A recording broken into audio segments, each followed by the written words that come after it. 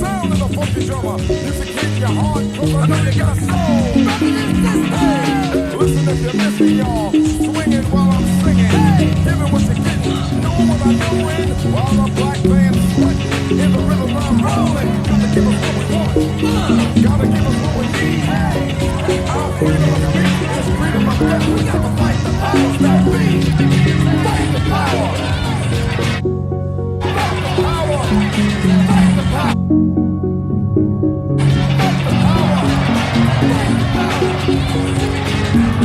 Fight the power. Fight the power.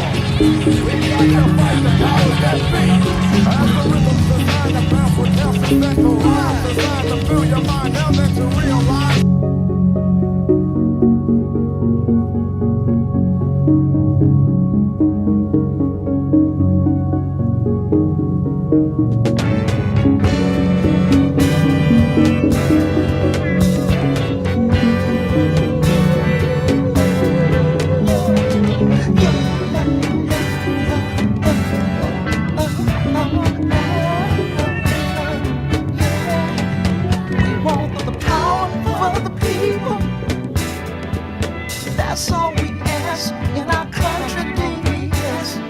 The sick and the hungry, unable, not able.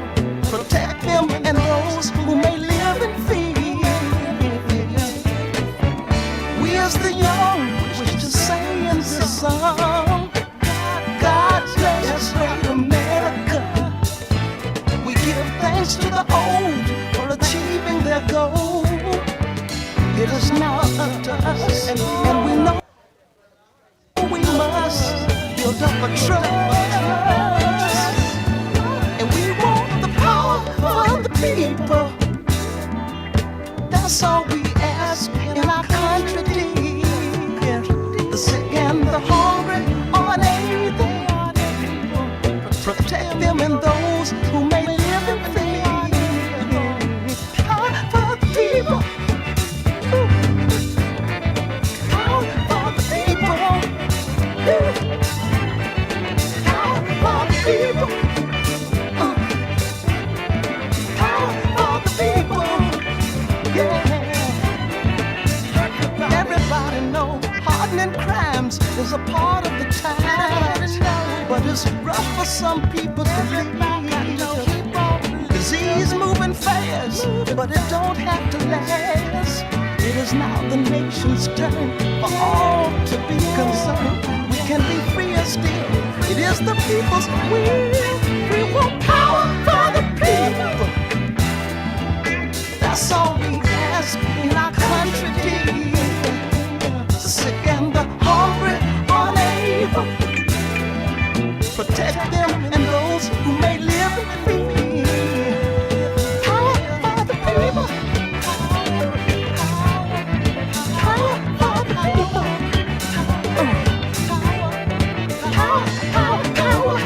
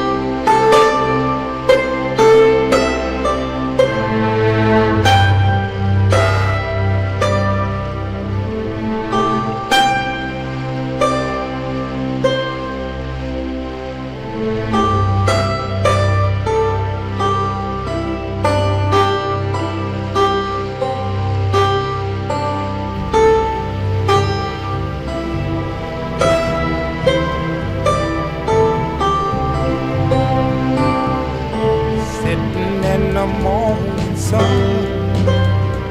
I'll be sitting when the evening come, watching the ships roll in, and I'll watch them roll away again.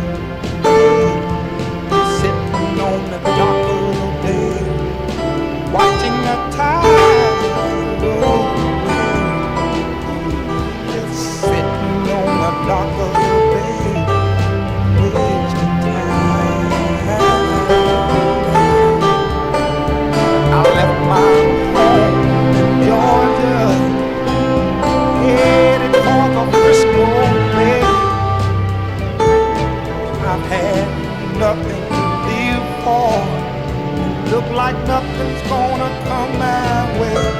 So I'm just gonna sit on the dock of the bay, watching the tide roll away. Sitting on the dock of the bay, wasting time.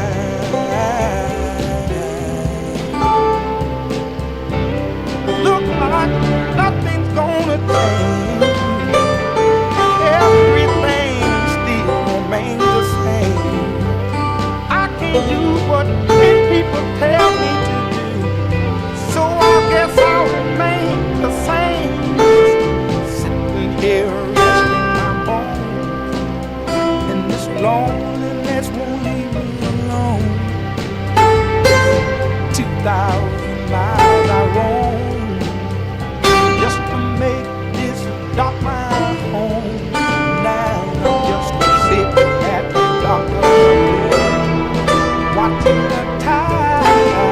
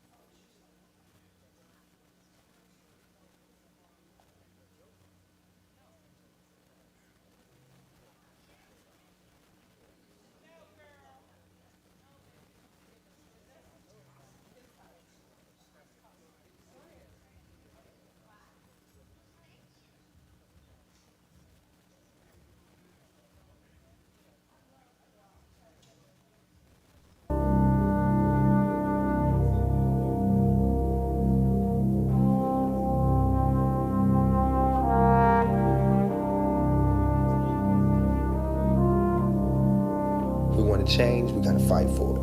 Ain't nobody gonna give it to us. We just gonna have to take it. Holla if you hear me. Here we go, turn it up, let's start. From block to block, we're snatching hearts and jacking marks. And the punk police can't fake me a minute. We can have peace someday, G. But right now I got my mind set up. Looking down the barrel, number 9, get up. Cause it's time to make the payback fat. To my brothers on the block, better stay strapped. Black and accept no substitutes. I bring truth to the youth, tear the roof off the whole school. Home door, I won't turn the other cheek. In case you can't see us when we burn the other week. Now we got 'em in the smash.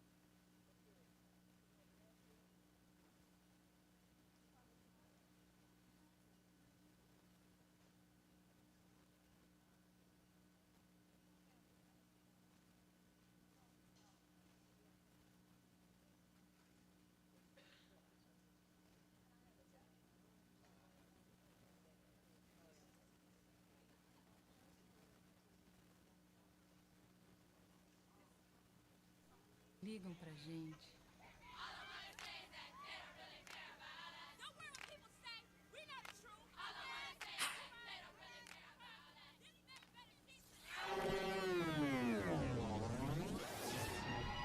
Michael, eles não ligam pra gente.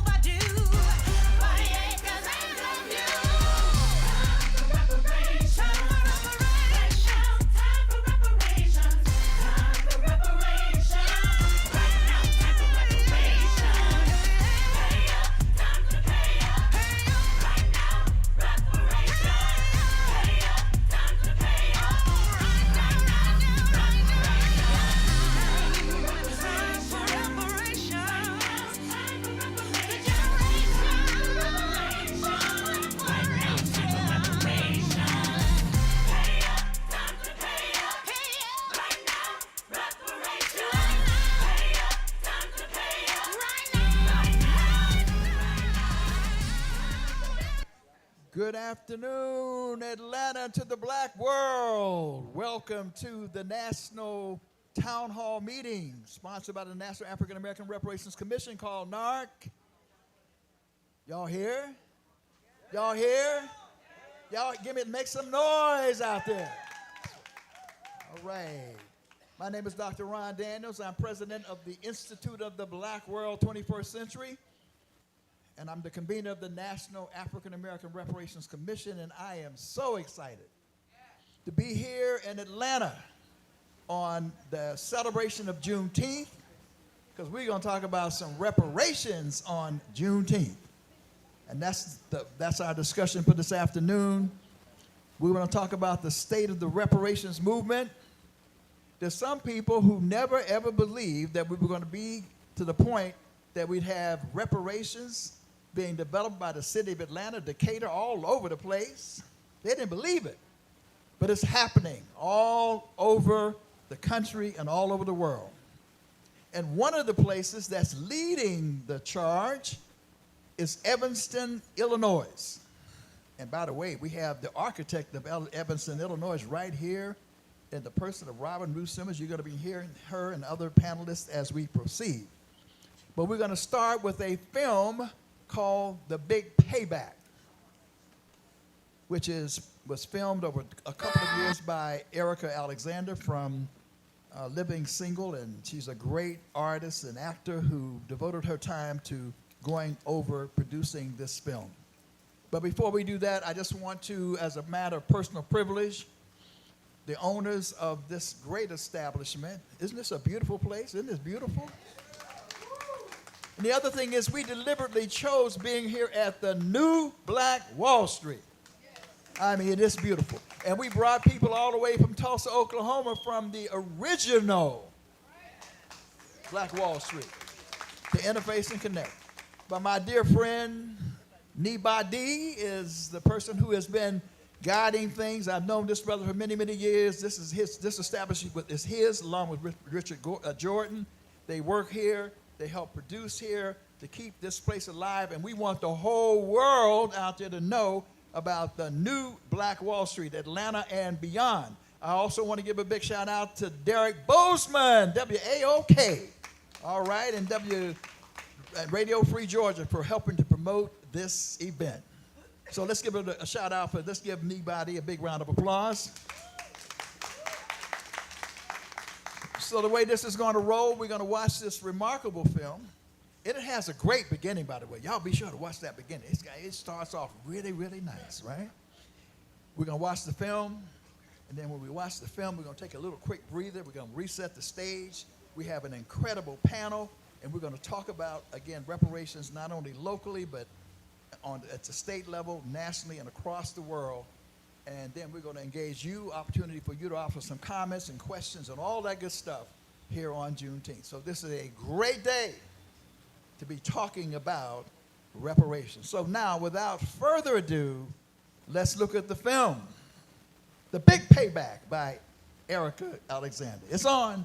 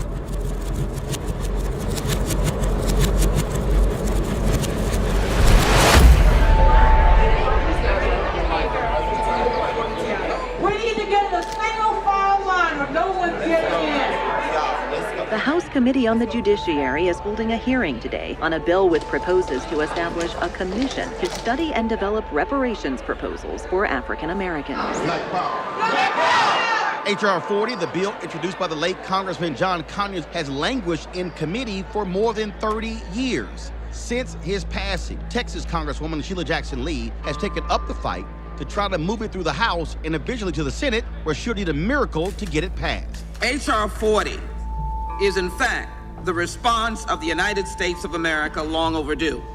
Black people in America are the descendants of Africans kidnapped and transported to the United States.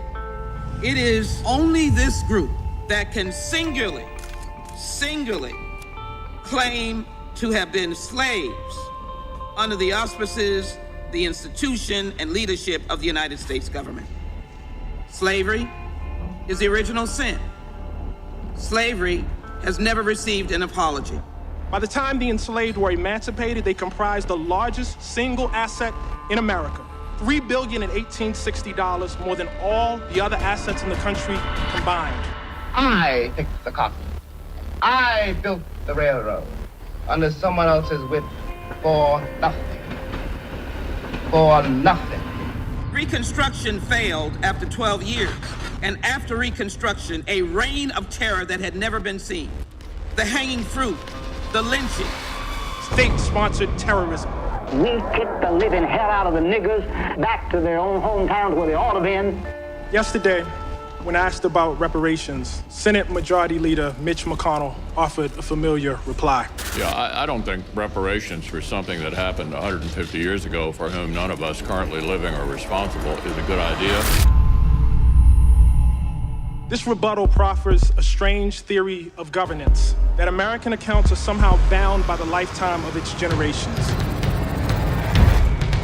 What the bill says is that this is a proposal for reparations for the institution of slavery. Yes. The institution of slavery has never gone away. Convict leasing. The oppression of voting. Poll taxes and racist GI bills. Many of the bedrock policies, in fact, that ushered generations of Americans into the middle class were designed to exclude African Americans. We fought in every one of your damn lousy wars, baby, and you give us nothing. Thousands and thousands of black veterans were denied their GI Bill benefits. Federal housing programs also discriminated against African Americans by redlining. There's no question the redlining is happening. It's happening in almost every major city in America. The typical black family in this country has 1/10 the wealth of the typical white family. 31% of black children live in poverty compared to 11% of white children. And we know the criminal justice system. Somebody kicked in the door inside my girlfriend. Oh my God! Question facing every person who lives in this nation is not so much who killed those young men, but what killed them. I'm going to tell them there's an African-American man threatening my life. The matter of reparations is one of making amends and direct redress, but it is also a question of citizenship. If you won't listen to me when I make an appeal for the Negroes, because you have no concern for the Negroes. Let's go ahead. Listen to me when I make an appeal for her. Let us work together. Let's get this done. It is long overdue, it is deserving, and it is the right thing to do. Mr. Chairman, I yield back. We have yet to hear when the bill will have a full House vote. Keep in mind that's still another hurdle that this legislation has to move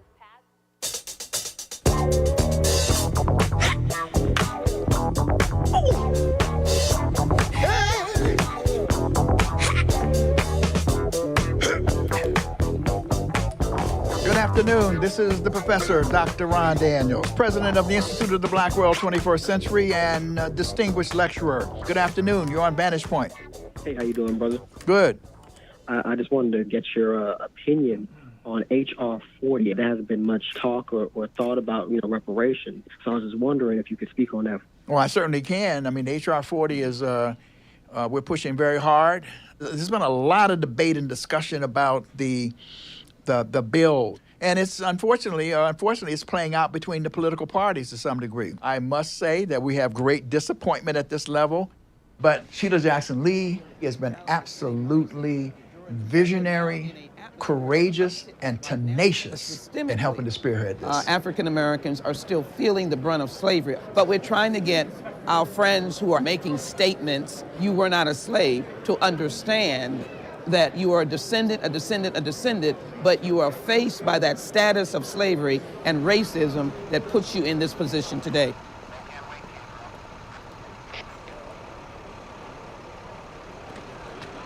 We did not initially start talking about building local reparations initiatives until I get this call from a dear friend, longtime activist. How are I'm you? fantastic. You're How doing are you? great. I'm doing great. I'm doing just fine. Good. You know, I'm like in warrior mode right now. He said, man, you know, we got a bad sister in Evanston, and she's pushing the reparations question strong. We're going to market it and tell everybody about it. You're doing wonderful. Thank you. I can't believe it. Thank you, sir. Thank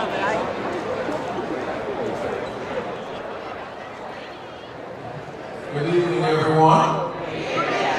We're going to prepare our hearts and minds to begin this most historic town meeting to celebrate the Evanston reparations. Would you clap your hands for our Secretary?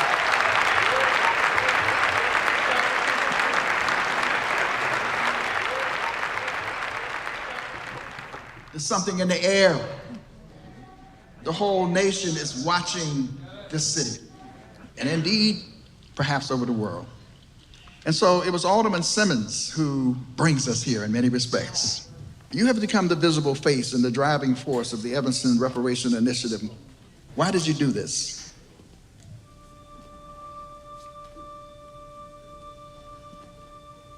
Evanston. We are leaders.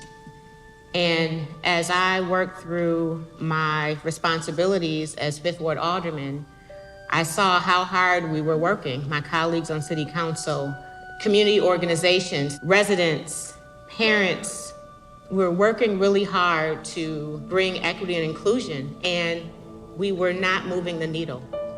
We still maintained a wealth disparity of $46,000 between blacks and whites in Evanston.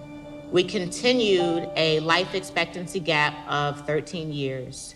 Our black homeownership rate is at its lowest point since the 1960s, and we needed to move our efforts beyond apology and ceremony, and we needed to bring action. It was time to do something as radical as the oppression and discrimination, as the impact from the Jim Crow law and the redlining, something as radical as reparations. There was nothing more to do.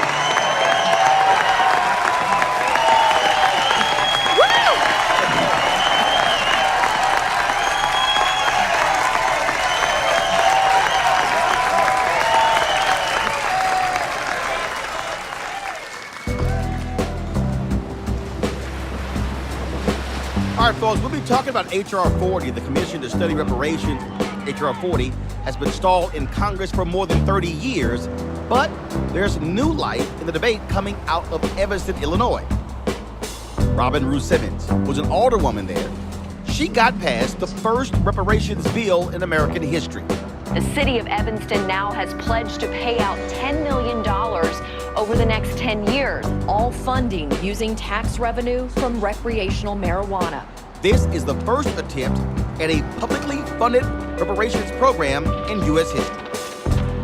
So now it's up to Evanston to decide how and to whom the money will be distributed.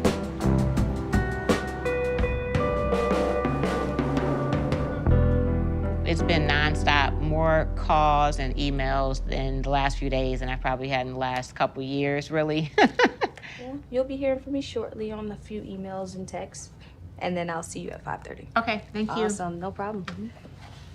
Learning that local government is most responsive and we're more nimble and we can make impact quicker than federal government, and thinking this is a local matter. And I pushed it relentlessly. I was very, very stern in wanting it to happen in this calendar year, being the 400th year of Black resilience. That was important to me. So I was not willing to compromise on any other format to get to this victory. Time is of the essence. So with that said, let's just do the work at this point. Solutions only, hashtags. How are we gonna, I hear we have 16 seats instead of 24. you. Gilo, go ahead and sit here. Thank you for accepting the invitation. Gilo, sit here. All right. Does everybody have a seat? I will not hold anybody liable for any injuries that might occur in this. All right. So noted. Right. Welcome, everyone. If I can have your attention, I'll try and paint a picture of how Evanston has changed over the course of 150 years. Evanston was established in 1855. Right here was the Evanston Sanitarium, Evanston Segregated Hospital. Up and down here, a lot of mom and pop shops, eateries, barbers, beauticians. This location here was the original location of Ebenezer AME Church, Evanston's oldest black church established in 1882, and the Emerson Street Branch YMCA that was located at this section right here. It was opened in 1914 to service the black community in Evanston, Illinois. Everything that happened in Evanston was happening in this building. Churches started there, clubs started there. Decades of history and memory in one building, and that kind of epitomized the strength of a community at that time. Shorefront is an organization that documents the African-American experience in Chicago's suburban North Shore. Usually the storyline is we're domestics and servants, and we have no history. And I'm kind of like saying this is BS. This is American history. And you cannot edit out a dialogue to create a new narrative. You're not telling a complete story, and you're telling an inaccurate story.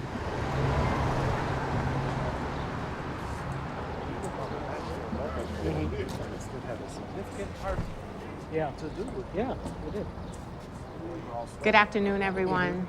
Thank you all for being here.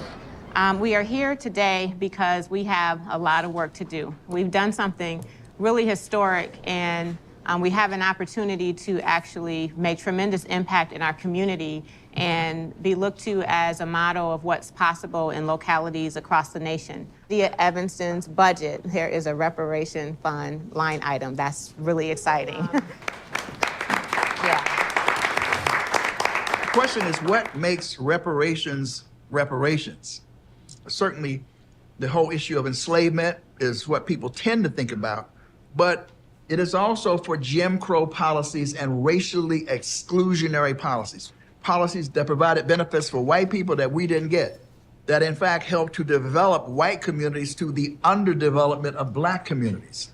I want us to forever remember that there is no amount of money that they can pay us for what our people have endured. Mm-hmm. The notion that comes out of our committee, ancestral wisdom about justice, not charity. And that's the distinction we're looking for in terms of public policy and what we're talking about when we talk about reparatory justice. When you use the term reparations in this context, a whole slew of categories, redlining, apartheid, which was Jim Crow segregation, slavery, these were what were considered crimes against humanity. And how do you return the dignity back to a people whose dignity was eroded as a result of the crimes that were committed? When we come to 1865, General Sherman's Field Order 15, that was the moment when the nation attempted to redress the crimes of enslavement and all the things that went on through that cruel period. The offended. As the Union swept towards victory over the slave-holding southern states, General William T. Sherman issued a military order redistributing 400,000 acres of Confederate lands to the recently emancipated slaves. The orders specify that the land be divided equally into 40-acre parcels and governed by an autonomous all-black government. This order, Special Order Field 15, became known as 40 Acres and a Mule. General Sherman's Field Order 15, that was the first of many times where this country had an opportunity to do the right thing and they never did. If they had, and we wouldn't be in the situation we're in now. Less than 3 months after General Sherman's order, Lincoln was assassinated and the new president rescinded it. That kind of ended reparations for 50, 60 years. That's when Sister Callie House comes in and that. A lot of ex-slaves were too old to work. She had set up a massive movement trying to get government pensions for ex-slaves.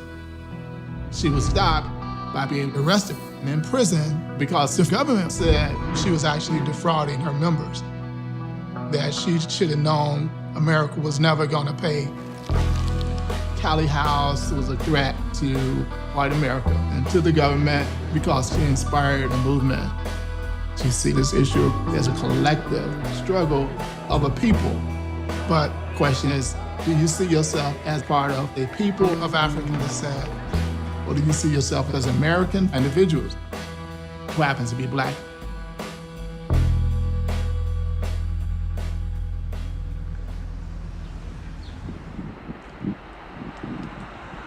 This is the red line map that shows the area that was redlined, all encompassing the 5th Ward. Redlining was a federal housing program designating areas in cities that had a potential real estate growth and assigning value to areas. So if you're in the higher letters, A, B, the green areas are the most desirable areas. Those are areas where banks specifically would lend money for housing and for development. This whole blue area here is all lakefront property, so highly desired. Then when you get in yellow, it's kind of iffy, you know, but a lot of times this represents like middle class, working class, ethnic white. If you're labeled D, that's the lowest, banks recommend no investment whatsoever. Not in housing, not in business development. 100% of the time, it is the Black population. So Robin lives about right here, right in the middle where the D2 is. Okay, well, my Uber is here. Oh, daughter. I'll see you Monday. Okay, bye, baby. Have fun. Bye-bye. You got the door? Yeah.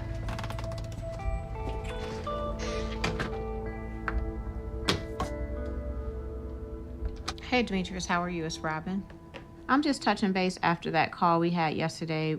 Did I have any action items? My feelings are all over the place right now. Some mornings I wake up and I feel like, wow, I'm a part of history. This is special. And then it's intimidating at the same time, because what if you don't get it right and everyone's not comfortable with it? You know, people have been extremely nasty to me, and I'm careful to maintain my professionalism always, and, you know, use all my big words and not yell. And I just really want to get to the action. Like, that's kind of how I lead. I like to identify the problem, you know, and get right to identifying a solution and put some action behind that. But we can't work so swiftly with this because there are, you know, generations and decades and layers of problems and damages and responsible institutions and practices and culture. And the more I learn and the more I get accomplished, it seems like the more work there is to do.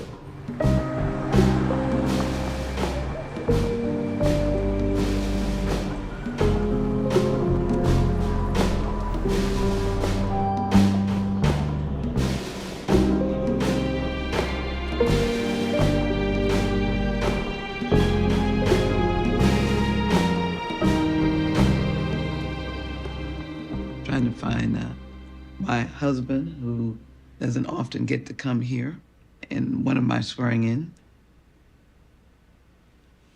Being the President Clinton, we had an Oval Office picture. That's a big deal when you have a one-on-one meeting with the President of the United States. I appreciate that. We were talking about some serious issues. There's Mandela, Barbara. That's my good friend, Congressman John Conyers, fighting the good fight of H.R. 40 reparations. This was deeply personal because I have lived the laws of the land dividing us by sanctioning discrimination and racism. John Lewis I'd have to get way up here. John Lewis, just a wonderful man, and he was a strong supporter of H.R. 40. I just miss him so much. My grandparents were in Florida. When I would go visit them, I rode in the back of the train as a little girl with my bag of food because I could not eat any place in that train. I had to be relegated to the train for colored people, and you had to bring your own food. And my mom and dad. My father was a young, brilliant cartoonist. This is the Invisible Man, the trailblazing black artist of comic books. Ezra Clyde Jackson, there he is. He did it under a pseudonym because there was a broker who took the work that these black men had and then took it to Madison Avenue. Because the color thing, it had to be sort of camouflaged. Oh, there, I turned the page. This is the kind of work that he did. And this is what they did. They took their work and then they put a pseudonym on it and sold it to the comic books. So they wouldn't know that the black people, black men, did it. And then when the white soldiers came back, World War II, it wasn't just, we don't need you anymore. That stained us for his whole life into my beginning of my life. I'm still not prepared to join an insurrection. I just want to understand, and I want you to understand who I am and who we are.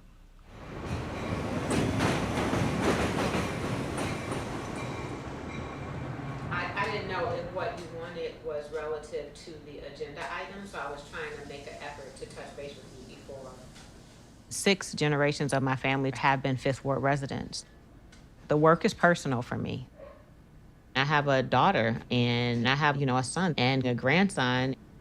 They're black children that are in a cruel world with discrimination and unfair practices that they have to navigate life with.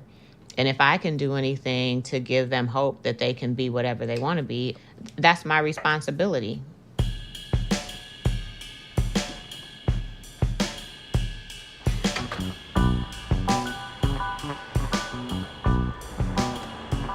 So I grew up right here in the Fifth Ward. I was born and raised, and from birth to 17, when I left after graduating Evanston Township High School, I lived in, I should count them, it may be somewhere between 10 and 12 different homes in the Fifth Ward. So this is my neighborhood. Much of my childhood, I actually lived with my grandparents. So my mother was pursuing her highest and best life, and I lived with my grandparents. So this was my grandparents' home, and so we lived on the first floor. This was my home base. I probably lived here some stretch of grade school, most of junior high, all of high school. I lived with my grandparents here in this house. This is me in front of that house. We didn't have a lot, but we had a ton of love, and I didn't know that I didn't have a lot. I mean, it wasn't until I moved out and entered into adulting that I realized that we were, working class poor. I thought I was well off. It's my village. Like, these streets raised me, and that community, I'm just forever grateful for. I could have very easily been something else. I could have very easily had an addiction or, been in the criminal justice system. And my community really helped me believe that I could choose to be however great I wanted to be. And I believe them. And here I am today trying really, really hard to give back in the way that I was receiving as a child.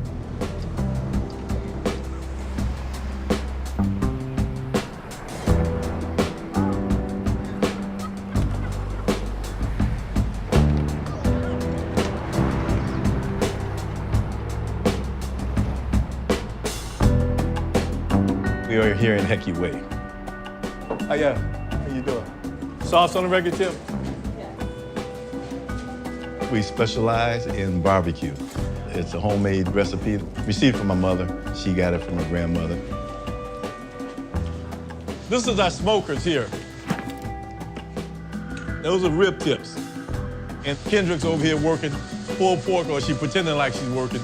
The full force. We sell so much, I had to get a machine. People don't have the work ethic. That's what we're trying to teach like they used to. I'm not liberal. Okay? I'm like in the middle. I helped Robin on her campaign to be an alderperson. You know, our council in this community got a little too liberal for me. I mean, reparation, we don't need it. When we talk about redlining, that wasn't good. But then there was part of it that was good. All the black people lived together. We all was in the same neighborhood. The poor, the middle class, and the rich.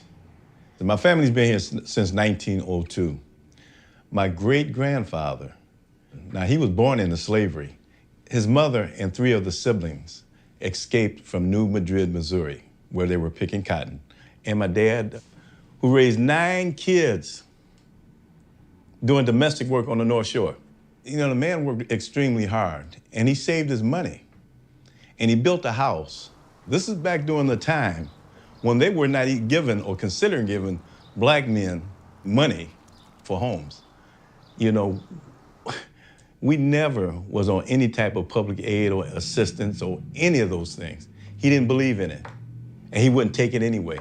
He believed and taught us the work ethic, and that all of us, you should work for what you want. This wall here is some key people that played a great role in the community. This guy here, he owned this company, Golden Crown Juices. He couldn't get into the big stores, but he's smart. He hired these 2 white guys to be a salesman, and they thought they were the owners. So that's how he got into those stores. They knew how to think. This guy is named Jack Moss. He owned the grocery store that was down the street. That's where every black people shopped at, was at his place. No hand-me-outs, no government funds. And you know something, if you didn't have enough money, he had a little charge for you. You pay him off weekly. And that's my dad up there. I'll put him close to heaven.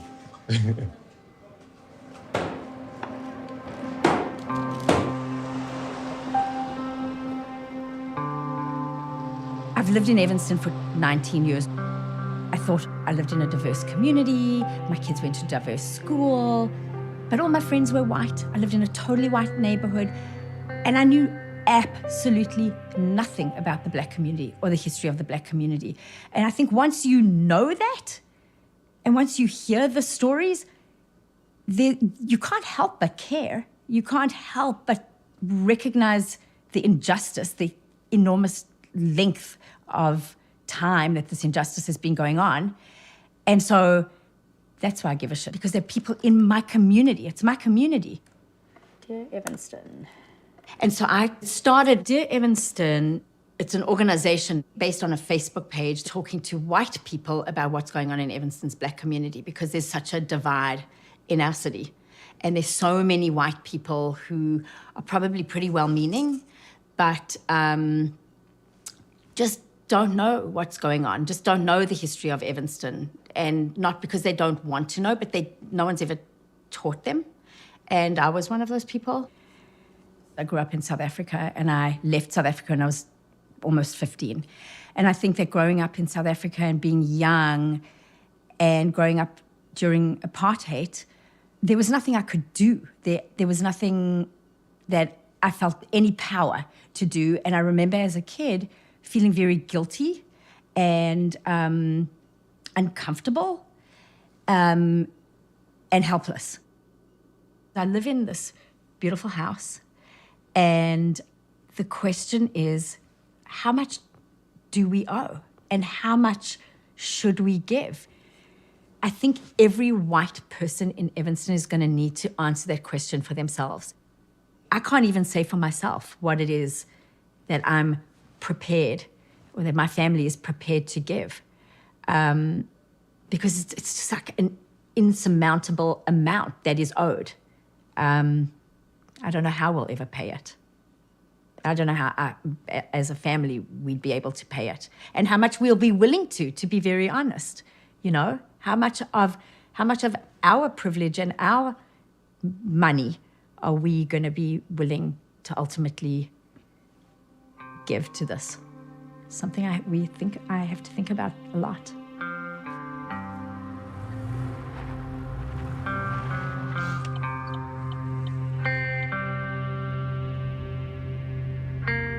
This is the rough part of Evanston. This is the part of town where you don't want to be out on a nice summer night at 11 o'clock at night. Kind of a classic story. We always drove our kids to school. I would just drive them and then go to work. So we're driving by the high school with police line all over the place. Someone got shot at the high school. I don't know who did it. It's just the nature of this neighborhood, or it's a rough part of town. Just the way it is. If you were to look at some of these mailboxes, you'll see that there are lots of people, probably 7, 8 names just listed on the mailbox. It's not right or wrong. It's just this is how they get through life's journey as well. Just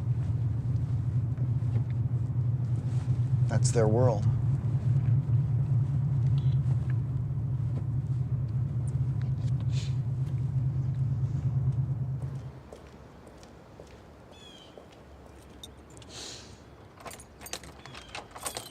Come on, Wolf, come on. Robin, as to why reparations are needed, she's mentioned that, people are being priced out of Evanston. And, thank God for the U.S. Census. I mean, in 1990, Evanston was 78% white. It's now 59% white.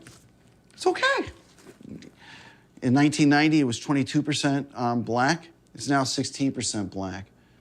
Again, I don't have a problem with that. That's people come and go and people move. In the meantime, Evanston has gone from 15% Asian to 27% Asian. So I just don't see this issue that, the part of the reparations fund is going to be used to keep blacks, families in the community. I don't know why they would be given more status than any other group of people. There's a lot of people who are afraid to speak up. You're afraid that and speak to a contrary position. You're actually afraid to actually speak your mind because someone's going to sit there and say you are a whatever, and or your car is going to get keyed, or again, I don't know that there's any incidences of someone who said something that didn't agree with the masses getting their car keyed, but that's the inner feeling that saying something controversial is going to end up, causing harm to myself and my family. I mean, if you think about reparations, the reparations conceptually, it's for those that were victimized by slavery. So if there was going to be a time to make the reparations for the harm of slavery, I would argue that should have been done, in the late 19th century. We're now in the 21st century. I think what it'll end up doing is making us look like a bunch of bloody fools.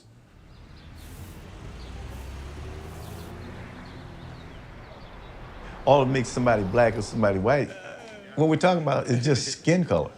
We get your order? In my family, it's all mixed. You want a bag? You sure? All right, thanks, man. I did a DNA on myself. I'm all mixed up. This is just a human body. My spirit, I love. That has no color. We all in this country are nothing but a bunch of mud. We all are mutts. So I came out with a package called the Mutt. These hot links. Open up. This here, chicken wings.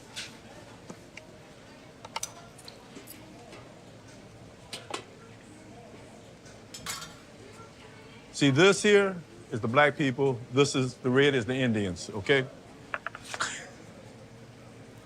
And then you take and you put your white bread on top, okay? And there it is. That's the Mutt. Very special. I mean, that council's really liberal. Nice people. But they're liberal and they're scared to be called racist, and they're gonna let it go through. But will anything get done? That's what we got to see. We're gonna see where this goes. You're looking at a new flavor that we're coming out with, and it's called the Reparation Root Beer. Well, that's my good friend Carl. He's kneeling down. That's me right there. He's giving me a $2 bill.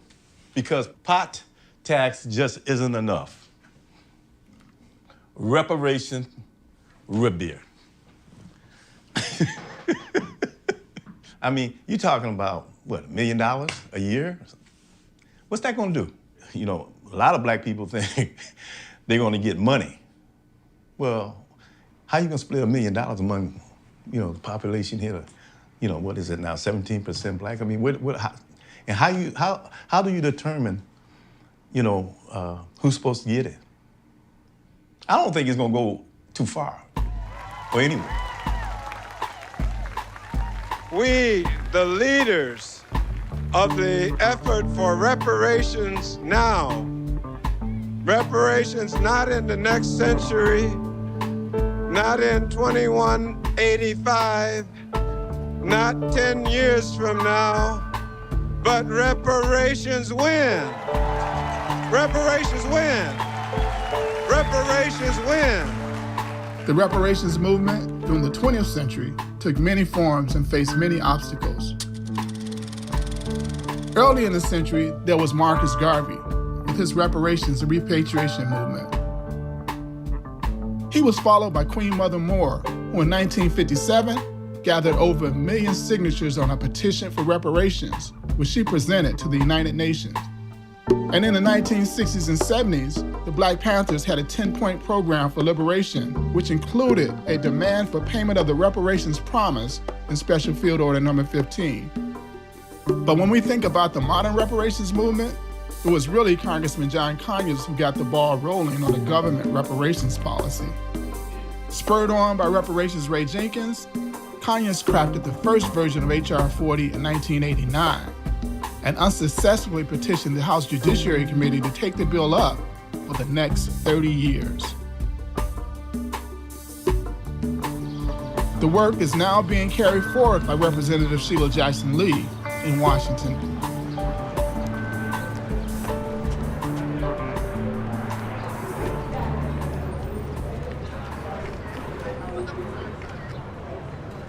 You're here to... I'm here to meet with the Congresswoman, yes. Okay. Sign in? Okay. Just go ahead. And she should be here momentarily. So. Okay.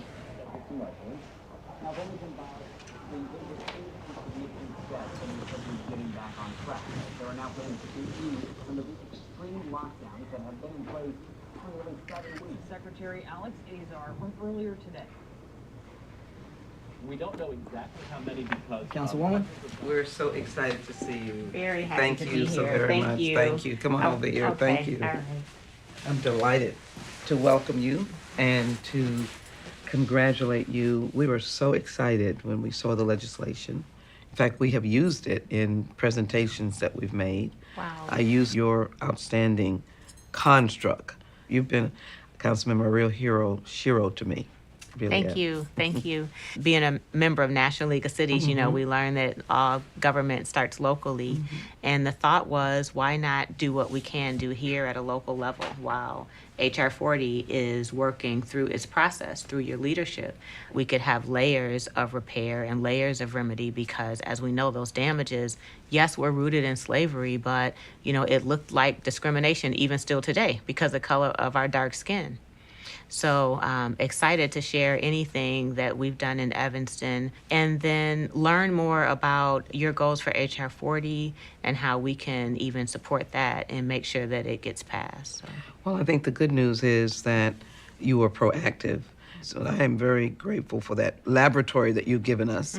And I think it'll be very effective being utilized and shared with members of Congress. And what you have done just adds to the really important story of what reparations can be. So thank you. Glad you're here for the National League of Cities. And glad we were able to have this moment. Thank you. I know. I wish this wasn't happening because my first thing was to get a big hug. But Same here. Next time. Yeah. Okay. Great.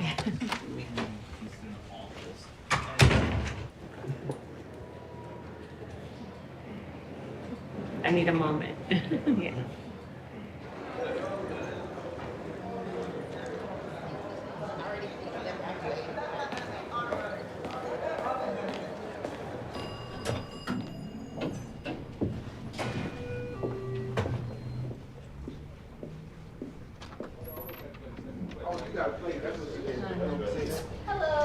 Cam, Leon Andrews with the National League of Cities. Hey, how are you? Hi. Lovely. Warren, Mayor. Very City nice of to meet you. Rochester. Hi, how are Hey, you? how are you? When we learned about the work that Alderwoman Robin Rue Simmons was doing in Evanston, we brought that example to the Real Council at City Summit in San Antonio last November. There was a huge response by the council wanting to find out what other local examples are out there, or other ways for local mayors and city leaders to lead in this space. That's why we're here, right? That's why reparations, because this story is the same in all of our cities. And my belief is that we all do some local reparation in our cities in addition to what should happen with HR 40 as well. And we just received the recreational cannabis legislation in Illinois. 71% of our marijuana arrests were Black Evanston residents, and we're declining 16%. So there was a easy defense on, discrimination and arrest. As national organizations, we should connect and figure out how we leverage, build some collective momentum with more cities to kind of where Evanston is not by itself in that space, right? Yeah. Thank you. No, thank you. Thank you very much. See you later. I come here prepared to work. I don't rest much. I look at the beauty and I think how amazing my foremothers and forefathers were to come here and have such a role, although it was certainly not appropriate circumstances, but it's time that we acknowledge it differently with repair. It's time.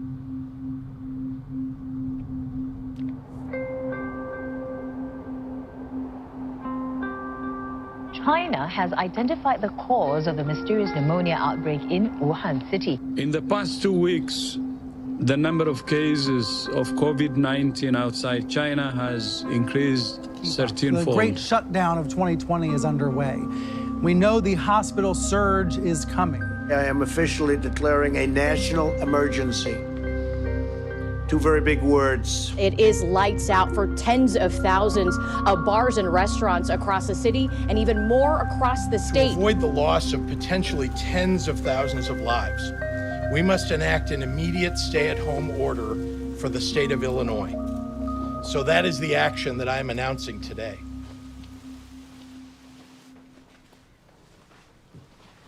We were in DC, and as we were in DC, the coronavirus pandemic was becoming a concern. We returned home to pretty much full-blown pandemic. Due to COVID, we have a legit budget concern. The recommendation was that we consider postponing reparation work until 2021. Why in the world would we postpone reparation for a community that was also disproportionately impacted by the COVID virus? So we're moving forward with our deadlines as of right now. Good evening, and thank you all for joining us for our second town hall for reparations in Evanston. I'm very excited to introduce our next guest. We have Congresswoman Sheila Jackson Lee here with us tonight, and we are behind her. I'll speak for myself, as you lead our nation towards having HR 40 passed. Alderman Simmons, I am delighted to be here, and I was very privileged to work with the Honorable John Conyers, late John Conyers, on many issues, including criminal justice reform and, of course, HR 40. The time is now for our nation to study and acknowledge the effects and impact of slavery in America. The time is now to shed light on our shared truth, to enable healing through a national reckoning, and to embrace and uplift our shared humanity. And what you have done in Evanston is a step forward for people to see the value that will come out of recognizing the idea of reparations. So in HR 40, we have 126 co-sponsors. We've never had that many co-sponsors. In the decades that it's been found, 14 members away from 150. And I have no doubt that we're going to work to pass this legislation out of the United States House and the Senate. Thank you for having me. Thank you very much. We appreciate you being here. And we have to close out this meeting, so thank you. Can I say something? Could I say something? Please. I think most people know by now, but Hecky Powell is very ill, and we should all pray for him tonight. Yeah. He is in intensive care with COVID. Thank you. Thank you for making that point.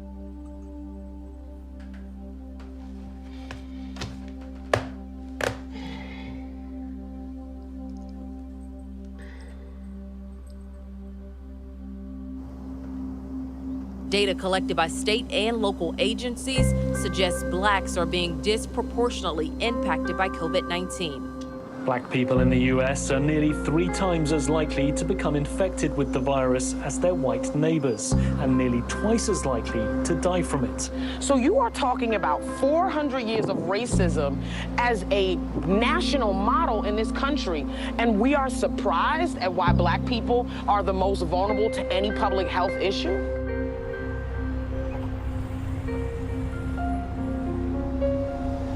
Hecky is somebody who was the first that I talked to about running for alderman. His passing was a great loss for everybody in the community. I think everybody felt like they had a special relationship with Hecky. I know that I did.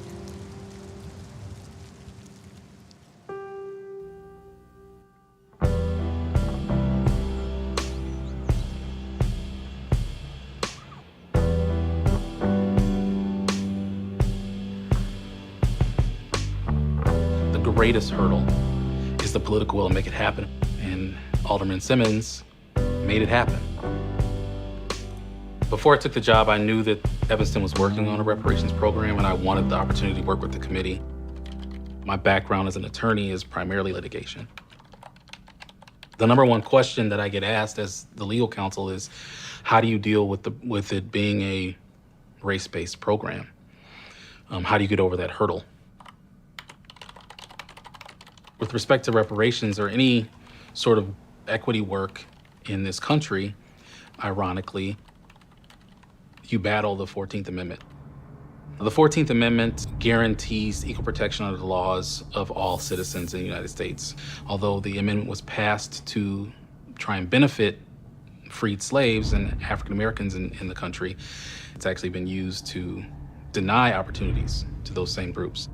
If someone sues to say this isn't right, this is reverse discrimination. It's one of my favorite terms. This is reverse discrimination.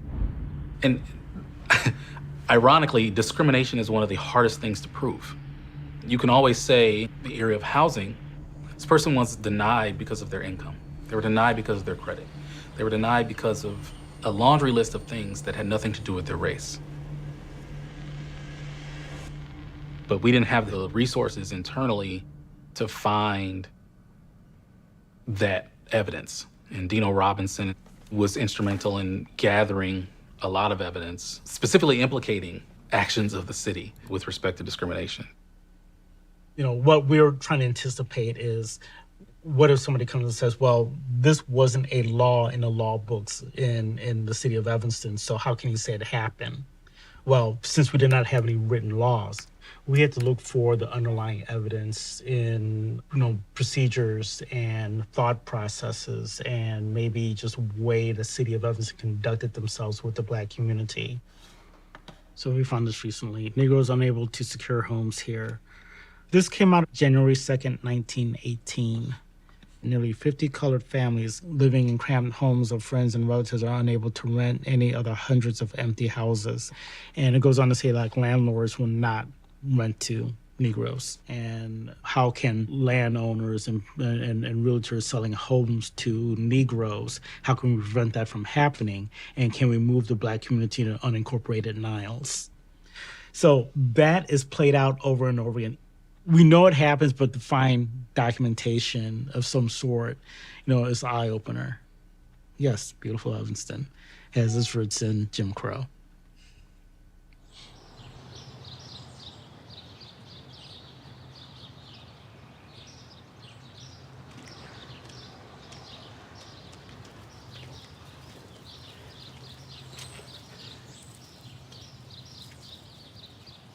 There's a reason why a lot of the Blacks are not here anymore.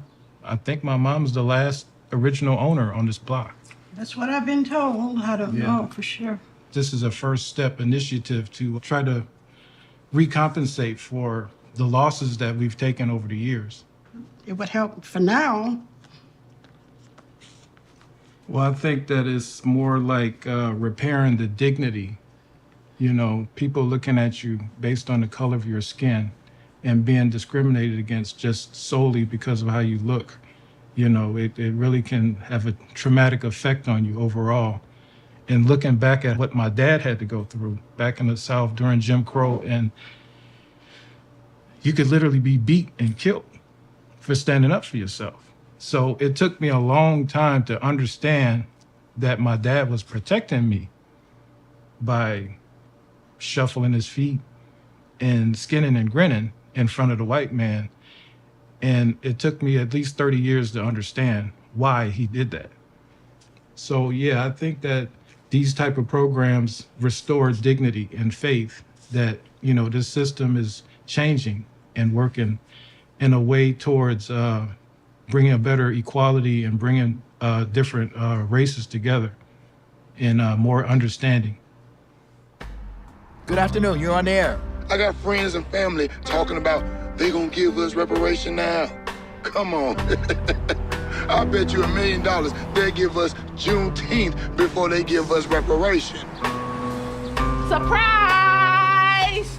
Happy birthday Hey to you. me. Happy birthday to you. Happy birthday, dear Carlos. Happy birthday to you. And many more. Yay! You didn't tell me you got these fine young ladies down here. Bless the hands of the Spirit and bless the people who will receive it. These and all other blessings continue for our health and our wealth. And thank you for fellowship and friendship. Amen. Amen. Amen. Amen. Good bread, good meat, good Lord, let's eat. Carlos, tell us the story about your parents' house that they actually, they moved the street? Or Yeah. They tore the street off the map. It's no longer on the map. They were building those very expensive homes up and down Central Park. For some reason or another, they couldn't get the value of their homes if black people were living near them. Mm-hmm. So the developers moved all the blacks out. Same what's happening right now. Right. And I think that's one reason why my grandfather turned to alcohol, because he could not hold his head up in front of his whole family. You cannot pay my grandfather back. He's dead. But we descendants, we survived without any assistance from the city of Evanston. Yeah. No banks, nothing. Now, give us what we're due. We need a cash payment. Alderman Ruth Simmons said that that's what she was going to give us from the beginning. She knows. She knows from firsthand what happened. And yet and still she does nothing about it. So we have a reparations bill, and I thank her for that, okay? But we are ready now to go to the next step. We're all in this same boat together. But every time we grab an oar, you want to row against us. Let's row together in this community. Let's build this country as it was intended to be, the city on the hill that is a light for the entire world.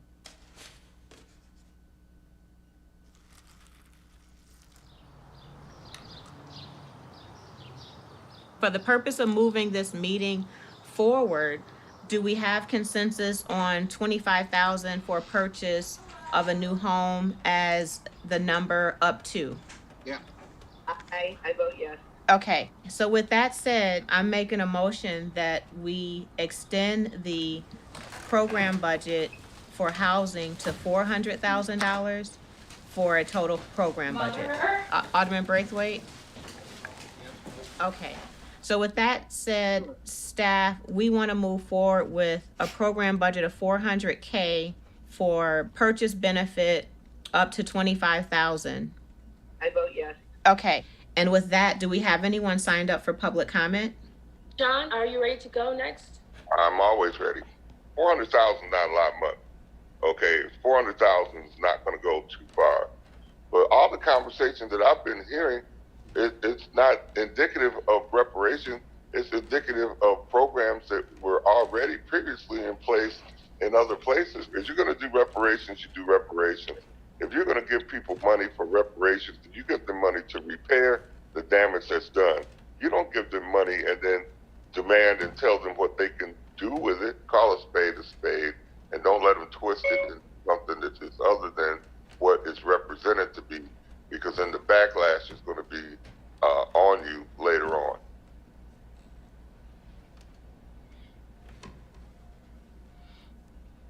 Thank you all for coming. And with that said, Alderman Rainey, if you don't have any final comment, you could move adjournment.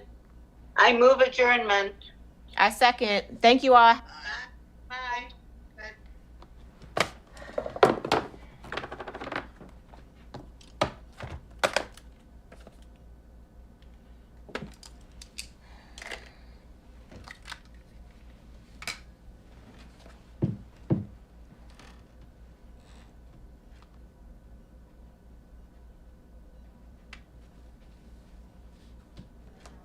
I'm good. Are you dressed and ready to go to graduation?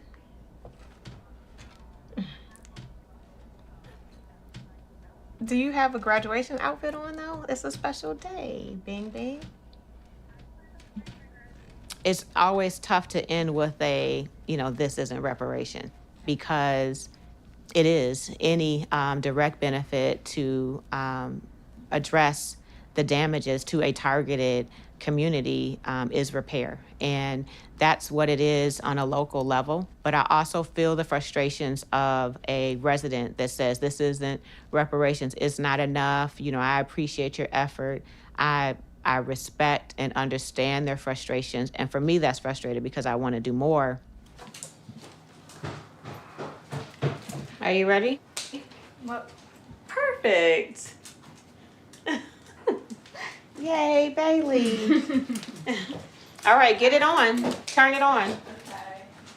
I'll tell you right now, I'm just excited. My daughter's graduating from Northwestern. She's going to Yale, and I'm just going to leave my work for a little while and go celebrate Bailey. So this is just going to be the president That's and fine, the Bailey. mayor. I don't care. It is Bailey Rue graduation. Okay, go out there and walk in here. Oh my God. Go on. Seriously? Yeah, seriously.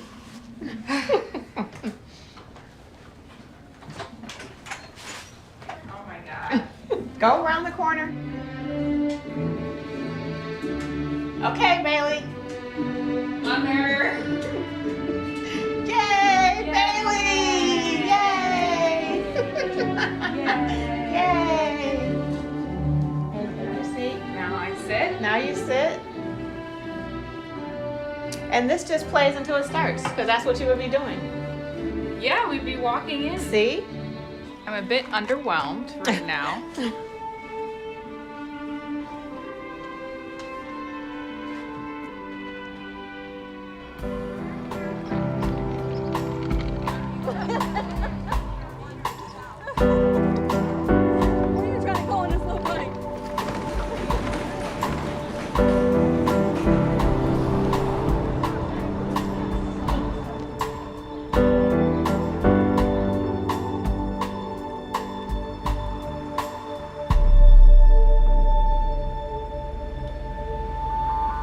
Tonight, video has surfaced of an African-American man being chased down and killed in a Georgia community. His family says he was just out jogging. Breonna Taylor, the 26-year-old Louisville first responder, shot 8 times and killed by police. This is 46-year-old George Floyd. He is the man who died in police custody on Monday. Over the last several hours, the situation here has really deteriorated. Police started pushing and clearing out the street.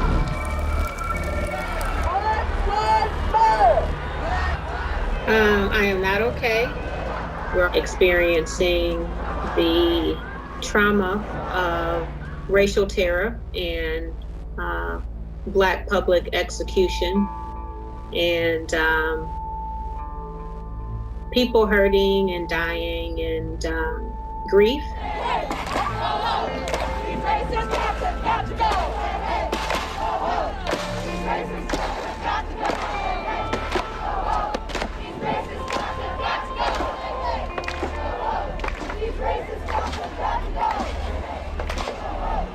Let me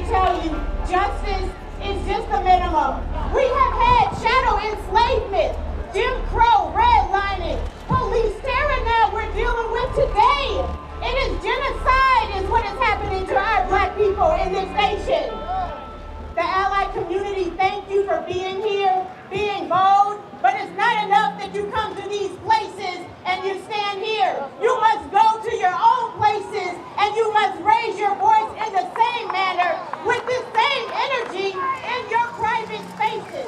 Do the right thing. The ground shifted.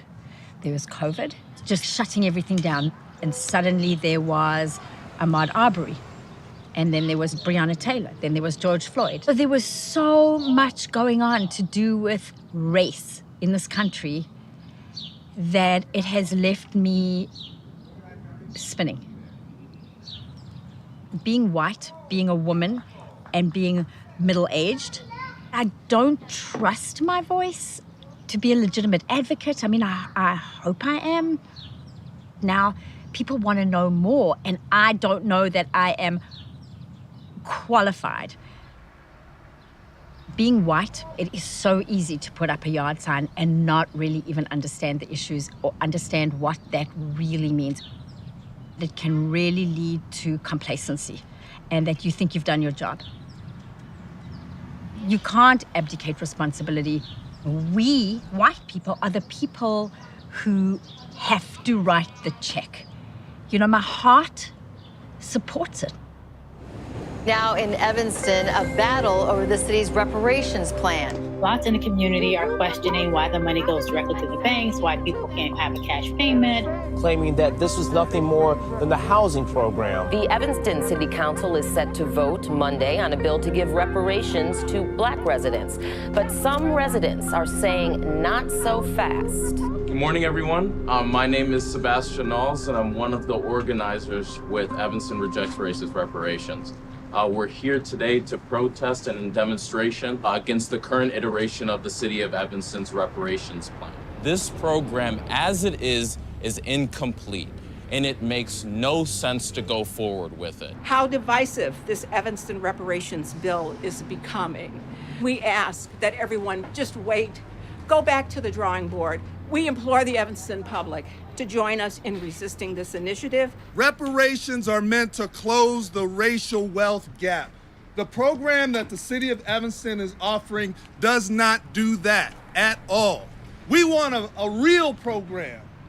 We don't want a program that's a fraud. This is important. They say in America that only 1 in 6 white people support reparations. The fact that so many white people in Evanston support this, that should tell you it's not reparations. That's the warning. I'm just talking about the data. You know, what is happening now is we're gonna recycle programming that we've already done for decades and decades that hasn't helped to close the racial wealth gap. No, when you're incepting something that you're trying to bring out, it has to be near perfect. And this is just a bunch of sloppy crap that they have put together. They're literally throwing it against the wall to see what will stick and what will not stick. There are possible legal ramifications where the whole program in and of itself could get thrown out, and that itself could shut down the reparations movement as a whole. Whatever the vote tomorrow, it's not over.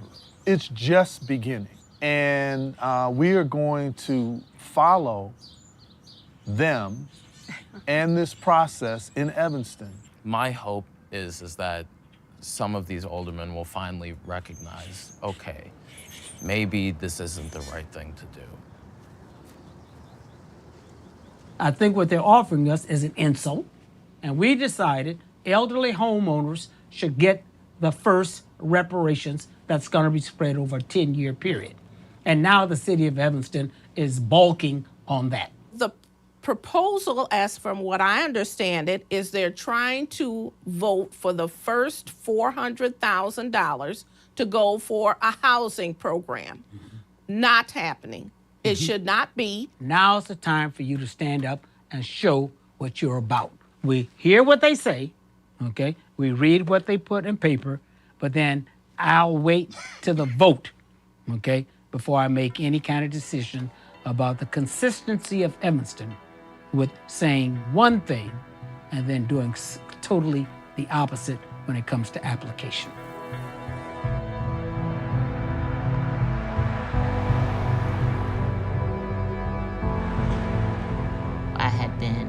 really obsessed with defending the case for reparations on a local level, and it was just nonstop. Calling the meeting to order.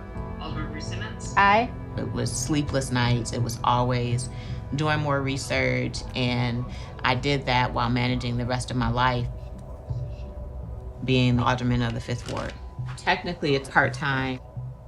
I can't work 40, 60 hours a week for $15,000 a year. I can't do it. My first responsibility is to my children, and I have sacrificed a lot being the alderman. And it's been uncomfortable for my family.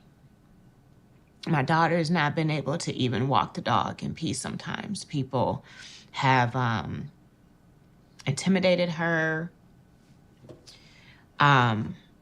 It's been a lot of stress on my mother to see her only child treated so cruelly. And then just the time, because of the way that I serve, I don't know how to say, I can't help you right now, homeless family, find another way.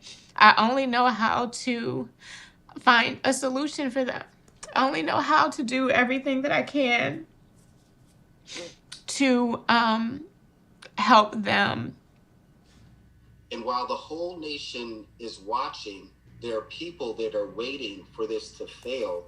Because I'm not able to balance it, I'm not able to turn the service off. So I have just committed to the balance of this term. And then after that, I'll have to heal and repair damages that have been done to my life and to my family. But for our Black residents, I just ask for your patience.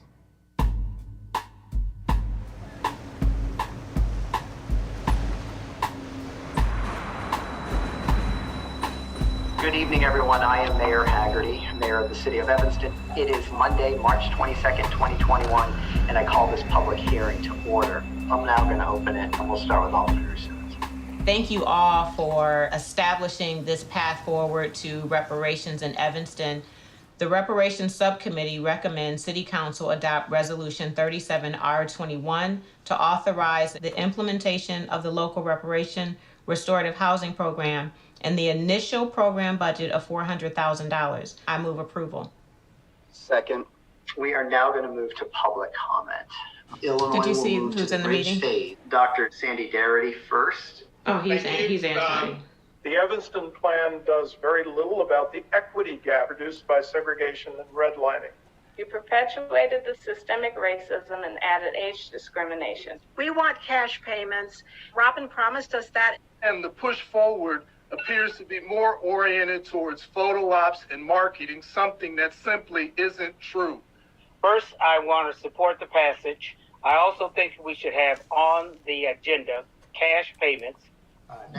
I can't tell if he was for or against it. Don't slam the door on something that can be positive for our community. That's right, Miss Adams. Yes, it's small, but it's a start, and we must start somewhere. It is a sign that Evanston cares about families that look like mine. If you vote no tonight, you will be on the wrong side of history. If we do not step forward now, all of these other reparations programs in the United States will probably suffer as well. But most of all, we in Evanston are leading the way to heal a nation. I love her. Thank you to Alderman Ruth Simmons. Not only did you push us forward, but you made us believe we could do it. I think this step is going to pull all of America forward. City Clerk, could you please take the roll on this historic vote tonight? Alderman Fisk. Yeah. Aye. Alderman Braithwaite. Aye. Alderman Nguyen. Aye. Alderman Wilson. Aye. Alderman Ruth Simmons. Aye. Alderman Sufferton. Aye. Alderman Lavelle. Aye. Alderman Rainey. Aye. And Alderman Fleming. No. All right. So on a 8-1 vote, the Evanston City Council approved adoption of Resolution 37-R-27, authorizing the implementation of the Evanston Local Reparations Program budget. Good job. This is the first settlement. Thank you. Good night. Good night. Good night. Nice job.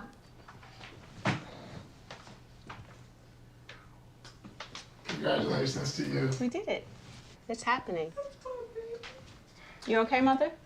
It made me so happy. Yeah. I wish we didn't have those negative comments, though. She did a great job. Congratulations to you. Mm-hmm. Congratulations to you. I'm so very proud. She's been amazing all her life. This is just one more amazing something from my daughter. Yeah.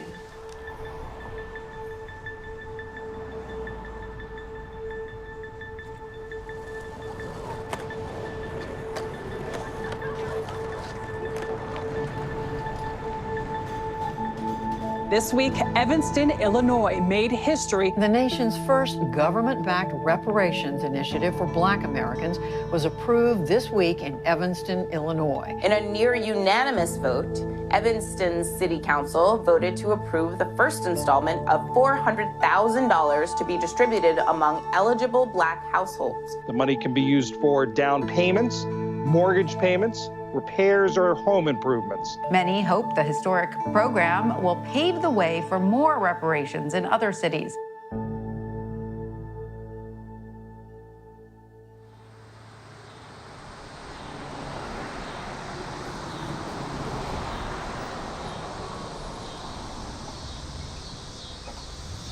This is the international headquarters. But really, it is the headquarters. It's just myself, and most recently, we have an employee, Sean. I have launched a nonprofit called First Repair. First, because we are the first in the nation to have a funded reparation plan with tangible steps and measurable outcomes. So this is the reception area. It's Sean's office, and it's our conference room. And here's our break room. And then here's my office. There's really nothing to it. This is where I do my work every day. It's what I do full time now. I retired this year as alderman, and now I'm able to singularly focus on reparations in Evanston and beyond. There has been great interest in advancing reparations beyond Evanston. That passing vote has set a precedent, and it's shown a possibility that others are now looking to as a reference. Is okay, they did this in Evanston, we can do this here.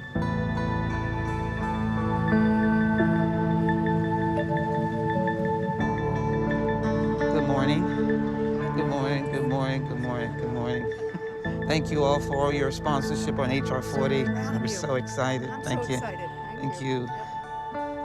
This idea of HR 40 was to finally have us in dignity and have the American people say, that's a right thing to do. Good morning, Mr. Chairman. I can't thank you enough for this markup. Today's going to be a long contentious night. Well, I'm ready for this. I feel a moment in history. I'm excited. Let's do this, Mr. Chairman. All right. I now call up HR 40, the Commission to Study and Develop Reparation Proposals for African Americans Act. This legislation is long overdue. Mr. Chairman, I'm very pleased to be able to speak in support of my legislation, HR 40, which I introduced, that establishes a commission to study and develop reparation proposals for African Americans. It was historic. The first time the bill ever got to the moment of something that is so integral to the process of governance, which is called a markup, which means the bill is on its way to possible vote on the floor and to become law. And here we are today, marking up for the first time in the history of the United States of America, any legislation that deals directly with the years and centuries of slavery. Look, everyone knows how evil slavery was. Wrong as wrong could be. But this is not what we want to be passing. Reparation is divisive. It speaks to the fact that we are a hapless, hopeless race that never did anything but wait for white people to show up and help us. And it's a falsehood. I would offer that I think this is the wrong path for the future of our nation. And I think that is the problem here. And I think this is not the direction we want to carry our country forward. The opposition was that happened then, this is now.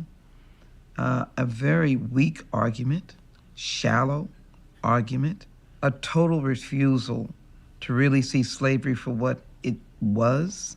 It was a crime, but no one paid the price. H.R. 40 is a concentrated effort to right a wrong and to do it with dignity and study and respect. I can't imagine why any one of us would not vote for H.R. 40, the Commission to Study and Develop Reparation Proposals, and I ask my colleagues to vote yes on this bill. A reporting quorum being present, the question is on the motion to report the bill H.R. 40 as amended favorably to the House. Those in favor respond by saying aye. Aye. Aye. Opposed, no. The ayes have it, and the bill is ordered reported favorably. Thank you. I had a great weight on my shoulders that was lifted a little bit. It was so emotional to see that the journey had made a leap. What I want to see happen is that we move the bill to the floor, and it's urgent that it gets passed. And my commitment is it must be passed. There must be a commission. I'm pinching myself to see if this is really happening. H.R. 40 is the significant, singular affirmation of us in our journey. This place called America is as much a part of us, and we are a part of it.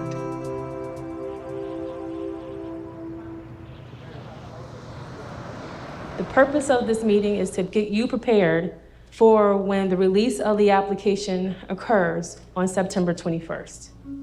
The idea is that hopefully we can get funding out the door dispersed by the end of November, beginning of December. The kitchen, I need the kitchen done. Those are the original cabins and they're dry rotted. They're just falling apart. This is falling down in the bottom there. The drawers is falling apart. See the dry rot up there, it's falling, disconnecting up there. The floor, that's what, see the floor. Well, we're going to go down to Fleetwood, Jordan, and we're going to fill out an application for the Housing Restoration Program for the first phase in reparations for Blacks in Evanston, and hopefully get some compensation for my mom. It's Carmen to help you right over here. Hi. Do you have any documentation with you? Yeah, she got the closing and got the trust deed.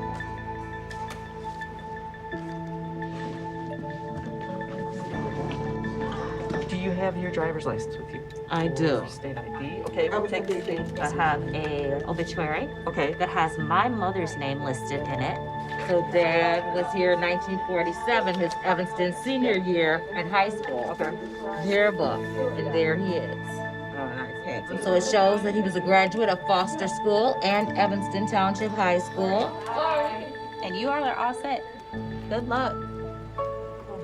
Well, thank you much. You're a You're scholar and a welcome. saint. No problem. Yeah.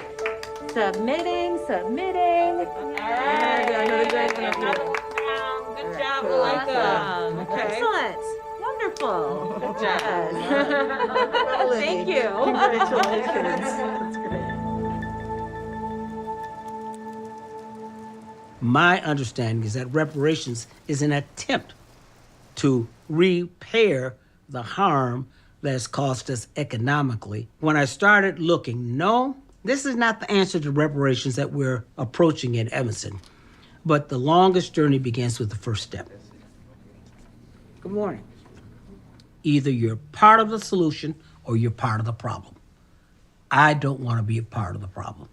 Northern Illinois. If this is the way we have to start with it, let's start. We have 10 years, but I want this to be the boilerplate. I want this to be the initiative for cities all over the United States to accept that we're here to stay. Good morning.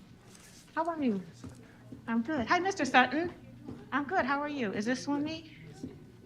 First, we're going to have an introduction of our new committee members. Carla Sutton.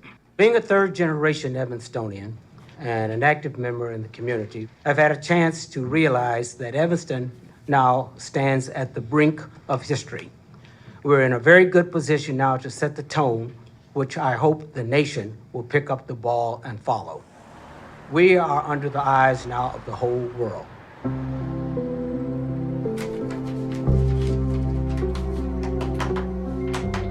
Sean, you know what we need actually is the labels, the name tags. Okay, I gotta prepare something to say. We are ready to receive about 50 leaders that have been working on local reparation initiatives in their communities. Hey, Tina, has anyone showed up? Oh, wow, great. The value of Evanston and the work of Robin Rue Simmons is one of those turning points. Because there is this pent-up yearning for a concrete example that it can be done. The extra folders are over there. Symbolically, Evanston woke up the world. So everyone, municipalities, university, is looking to Evanston. And the hope is that what we'll end up doing is creating a national network of groups. This conference will and should go down in history as the Evanston Conference. It is a distinct honor to be representing the CARICOM Reparations Commission at this historical event. I bring you greetings from New Orleans, Louisiana. I am with World One Development in Tulsa, Oklahoma, home of Black Wall Street. I'm from Los Angeles. Amherst, Massachusetts. I'm from Philadelphia. Omaha, Nebraska. When I started this work, I simply was trying to repair some of the injury that had been done in my own community. The city of Tulsa. I had no idea how big this whole local reparations movement would get. Mayor Michael B. Hancock of Denver, Colorado. From Atlanta, Georgia. I'm a founding member of the Kansas City chapter of the National Black United Front. In 2020, we talked about reparations, but we didn't know how to go by doing it. But one day I was looking at TV and I saw this bad sister out of Evanston, Illinois. She inspired me. I said, if they can do it in Evanston, Illinois, why can't we do it in Detroit? We 85% Black. For me, this is the most important thing that we as a people should be focusing on in this moment. Like, this is our shot to address all the disparities in one container. This country says that it values liberty and justice for all, and equity and inclusion and freedom. So San Francisco has a population of over That's not been the reality of Black America. Less than 6% of the population is African American. Recognizing the legal challenges that we know are coming up, we still need to be about the task of beginning to create a new narrative and a new legal framework. I realize that now I'm a part of a movement, a national movement, one that has great momentum to finally grapple with the injury inflicted by slavery and the deep-seated racism that we endure today. We're here to represent and advocate for HR 40, ladies. We're here for HR 40. We're all here for the things that empower our community. Just want to make sure you have this flyer. Thank you. Thanks for being here. Good luck to you today. Thank you. Trauma in the Black community runs so deep. The injury is so deep. It's been passed down through generations. And for us to move forward, everyone in our community, all Americans, need to commit to reconciling with that past. My name is Robin Rue Simmons, and I am here in solidarity with each of you as we fight for the issues we value. Reparations for people of African descent in America is long overdue. We don't want a piece of freedom. We want the whole package, and that's reparations. HR 40 now, reparations now.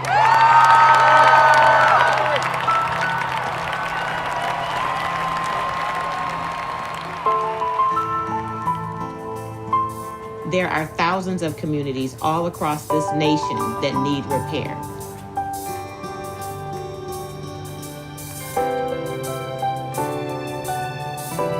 It is my life's work. I feel truly assigned to do this work. I wake up every morning with an assignment on what is my next action. Who should I try to connect with? Who am I going to meet? What partnership? What new idea?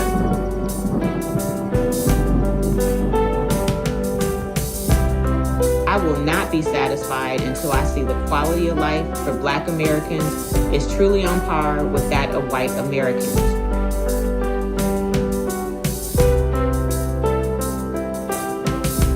We have made a start in Evanston, but there is so much more work that needs to be done.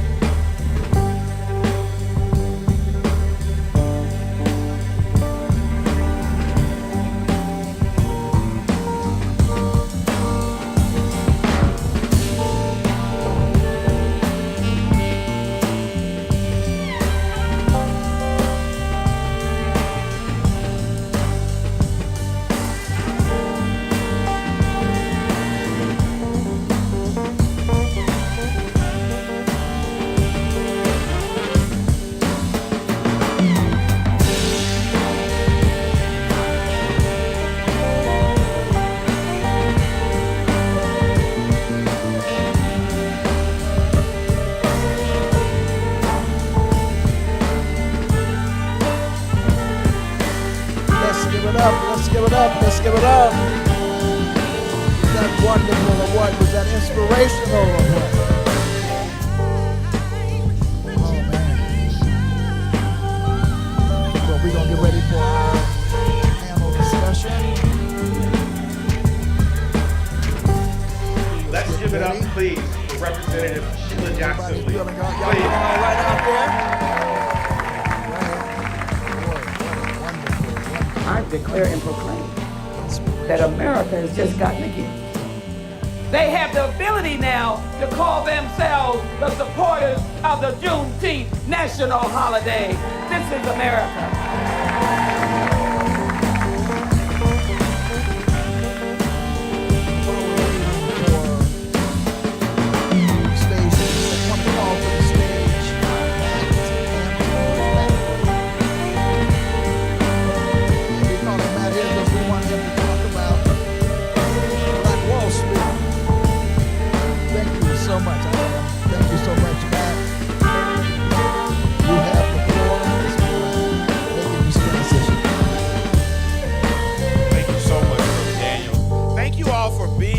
First, I want to welcome you to the New Black Wall Street Market. This marketplace is the birth child of our founder, Mr. Bill Allen of the Ed. We created the Allen Entrepreneurial Institute 20 years ago with the charge of how do we increase the size and the number of minority and women-owned businesses throughout the U.S. and globally. So this is our humble contribution to making things better for African American folks, for giving us opportunities to grow our business.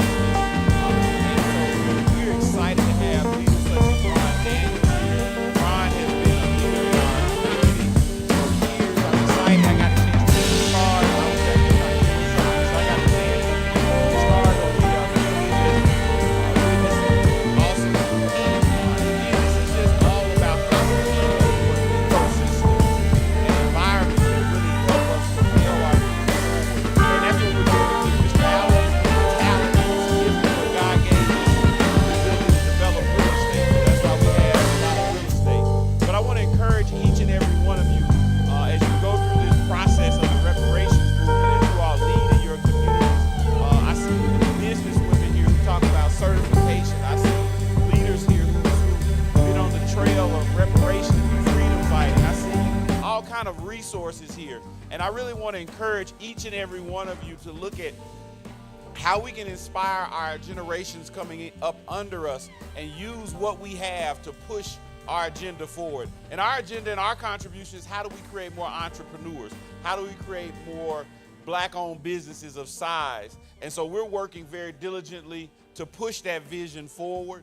And again, it's exciting to see my sheroes and my heroes that I grew up with, learning their writings and learning from them, to see them here at this market, something that we put together and had a chance to be involved in. So I want to just encourage every person here that's working on advancing our people to look to us rather, as a place to where you can come and make it happen. Look to us as a venue.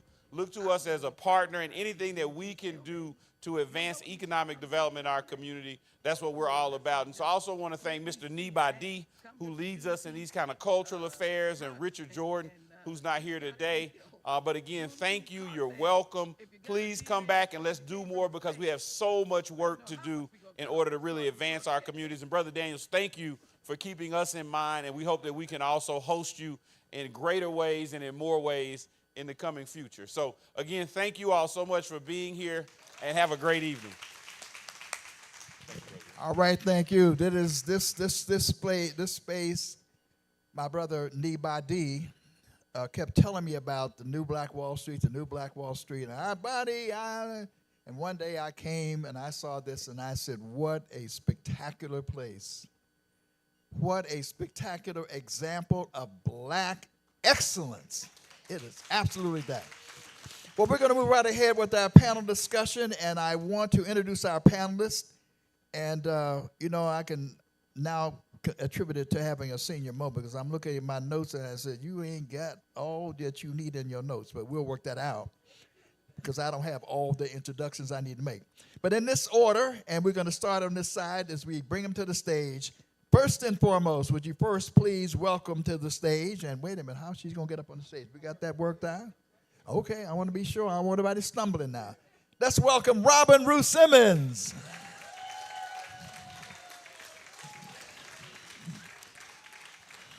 Robin Ruth Simmons.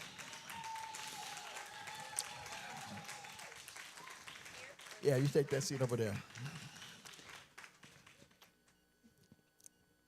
Next up, right here from the Atlanta community, she has done so much. So we had the privilege the other day of being at a place called Kemet, the Kemet House. Had dinner there and everything, but she is a legend in this area. Would you please welcome Dr. Mama Nanda Bantu.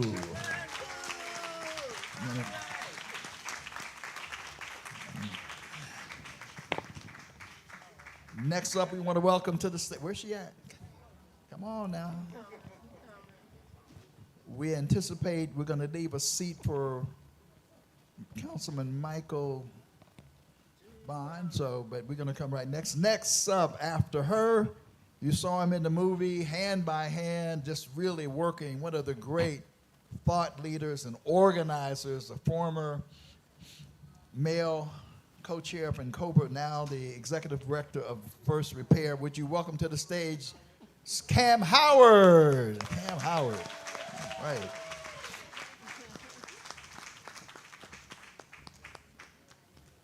And all the way from Washington, D.C., with the National African American Reparations Commission, would you welcome Jessica Ann Mitchell?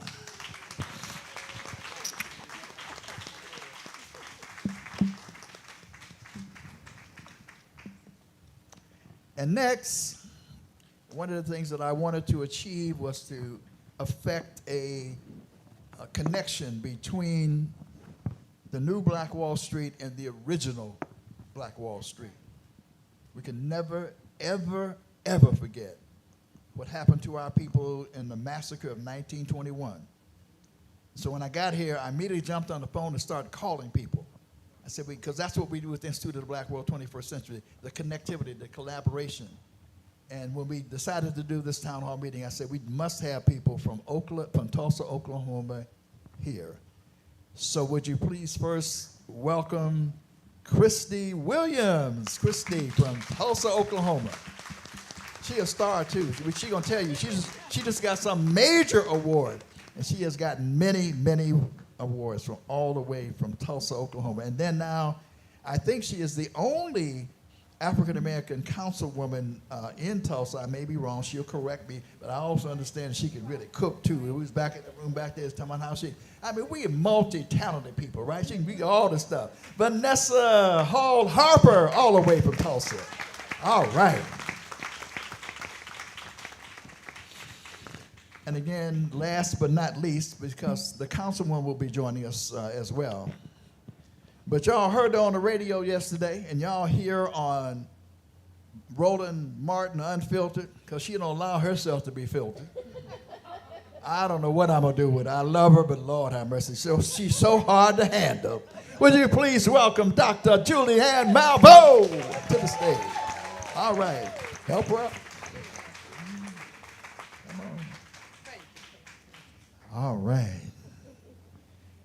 Okay, we're going to get right into this, and when the councilman comes, he can take a seat, and we're ready to go. Well, first and foremost, oh, all right, that's right. Don't, Lord, don't. I'll be excommunicated from Atlanta. Would you please welcome to the stage, and she plays such a wonderful, wonderful role. Lord have mercy, if I forgot her, I'd never, ever be forgiven and should not be forgiven. But I'm old. Dr. Sheila Fleming, Delta Sigma Theta is in the house for greetings.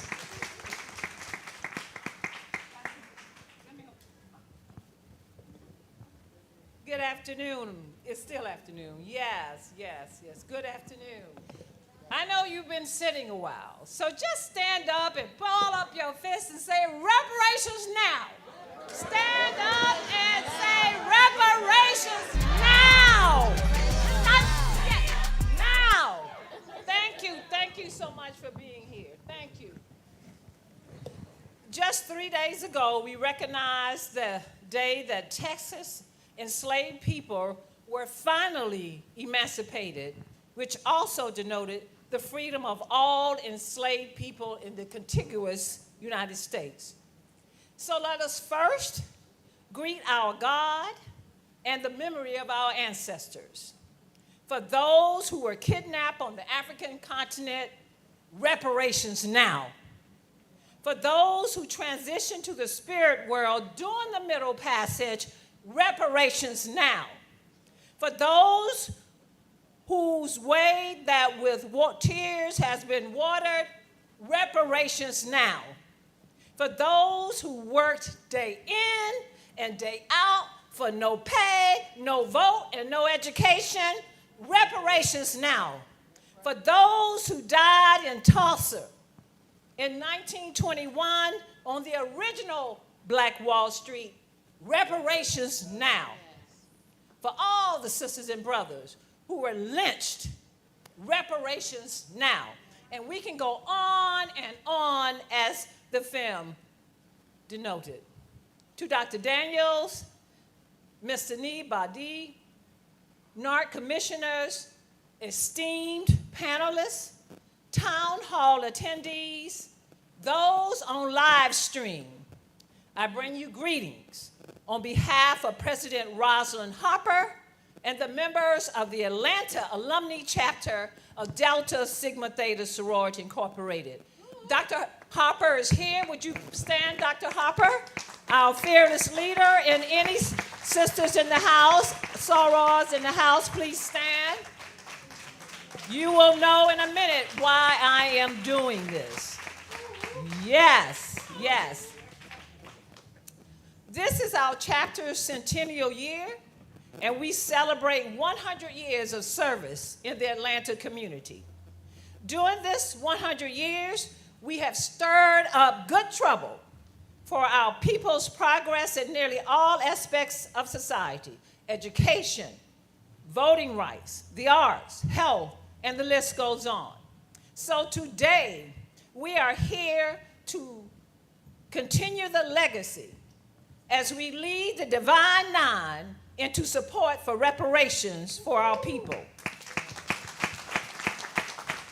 Atlanta Alumni Chapter wanted to make systemic change in the city of Atlanta so that our children will reap the benefits of their ancestors' struggles. We met and met and met. We researched.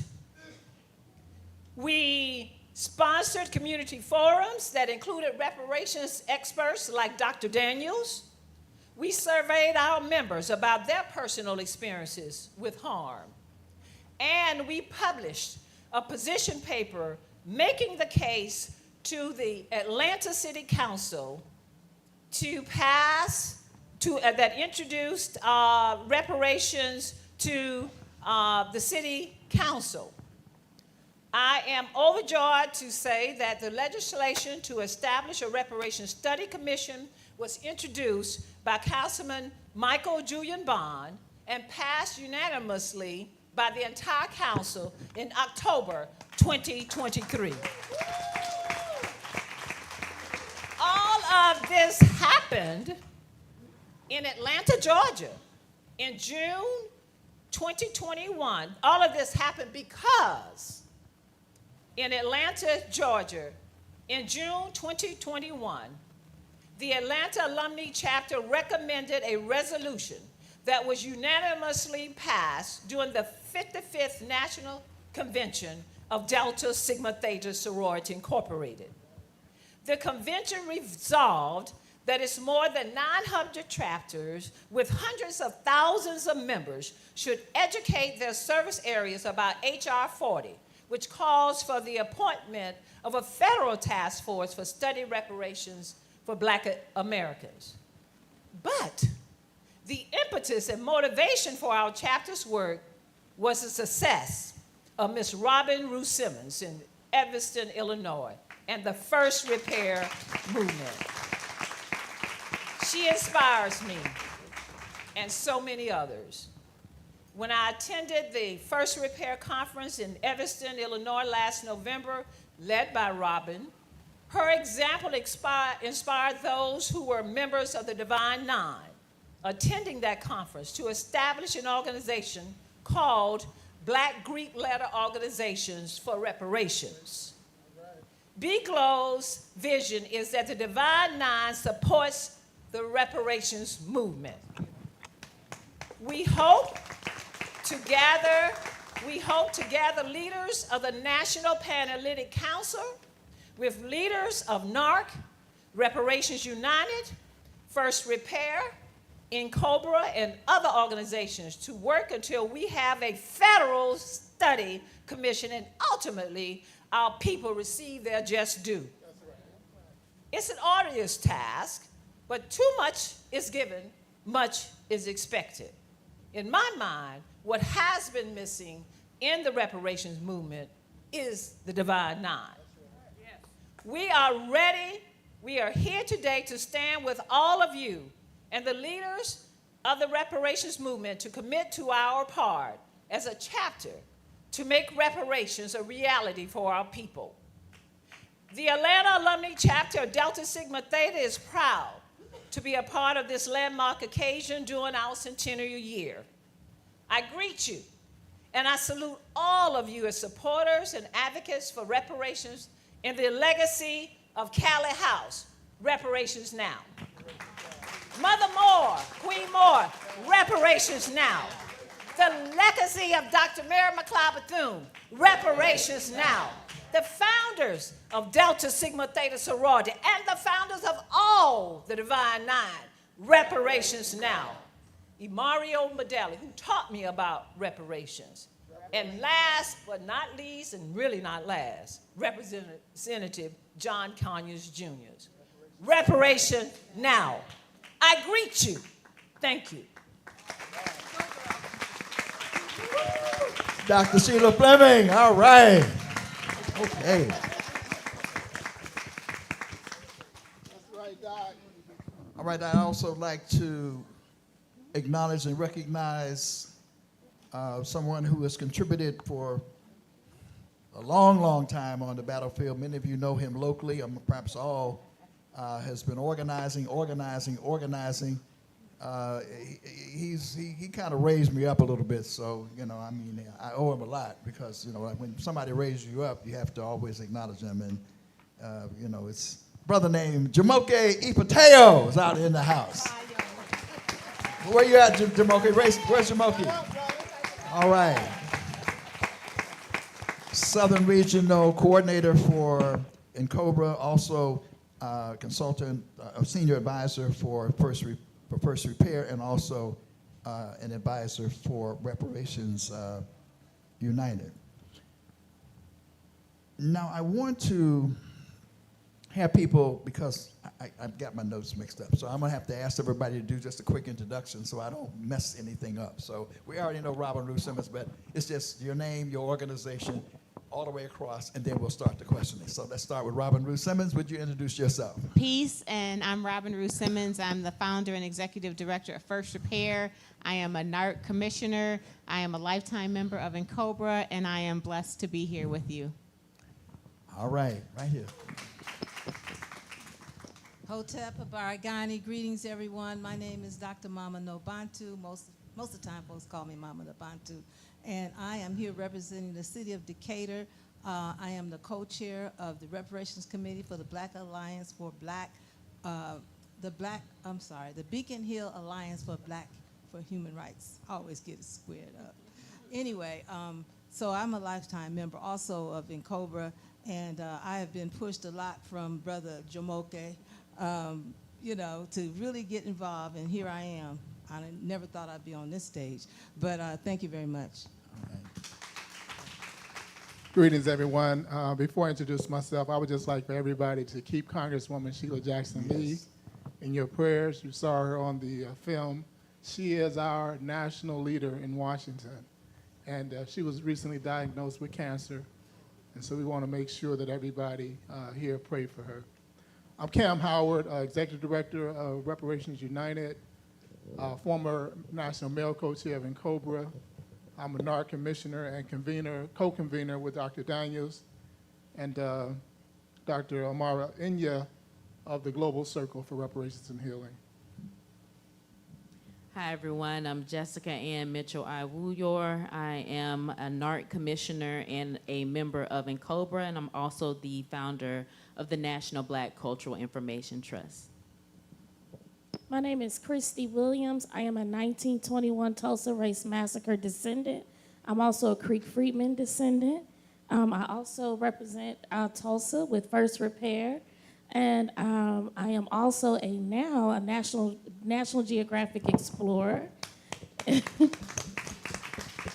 and the founder of Black History Saturdays. And as many of you may know, a lot of other states, including Oklahoma, where I'm from, where we can't teach Black history in our school system. So I started my own school and my own library of banned books.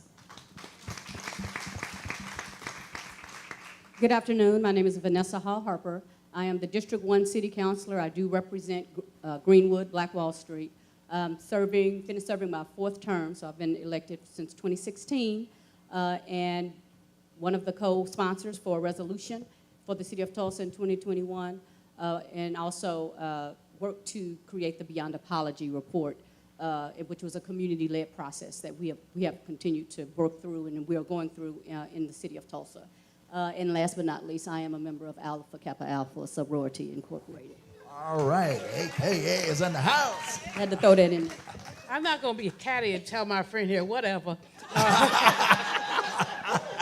I'm not going to do that. However, I'm Dr. Julianne Malveaux, economist, author, television and radio commentator. You can hear me on WPFW FM. You can see me on Roland Martin, or you can see me on the post office wall, because sometimes that's where you put America's Most Wanted. I am a member of one of the original members of NARC. I'm also recently a board member of First Repair. My tagline is I walk, right, talk, raise hell, and try to get paid for some of it. All right, okay, now we're ready to roll. All right, we're gonna get this conversation on. It is an incredibly powerful conversation, and we want to begin. The film was I was almost in tears, Lord have mercy. It was just so inspirational, and so much that went into it, and so much that this great leader has done in terms of her courage and vision, and it comes through in this film holistically in terms of her family, mother and grandmother, and all those things. But Robin Ruth Simmons, The Big Payback is very moving. It's a very moving account. But would you share with our audience how well the program is going in Evanston now? Have there been any modifications, for example? And to what degree has it actually done the objective that even the person who got converted, he said, I hope this will be a model for the country. So give us a report. I'm happy to report on the progress in Evanston. And so the film ended with us having passed the resolution and setting aside $10 million. So much has happened since then. That was $10 million of recreational cannabis sales tax. We have added an additional $10 million from real estate transfer taxes. We have expanded the remedy not just to include home improvement and home purchase and paying down mortgage balance, but also cash payments as a form of reparations. And I'm really proud that we got there because one of the most important practices of reparations is that the harmed community, Black folks, are prescribing and informing what redress looks like. And so we saw in the film that we had a very organized, small but organized group of the community that wanted cash, and we were able to get to cash. So we've been dispersing cash.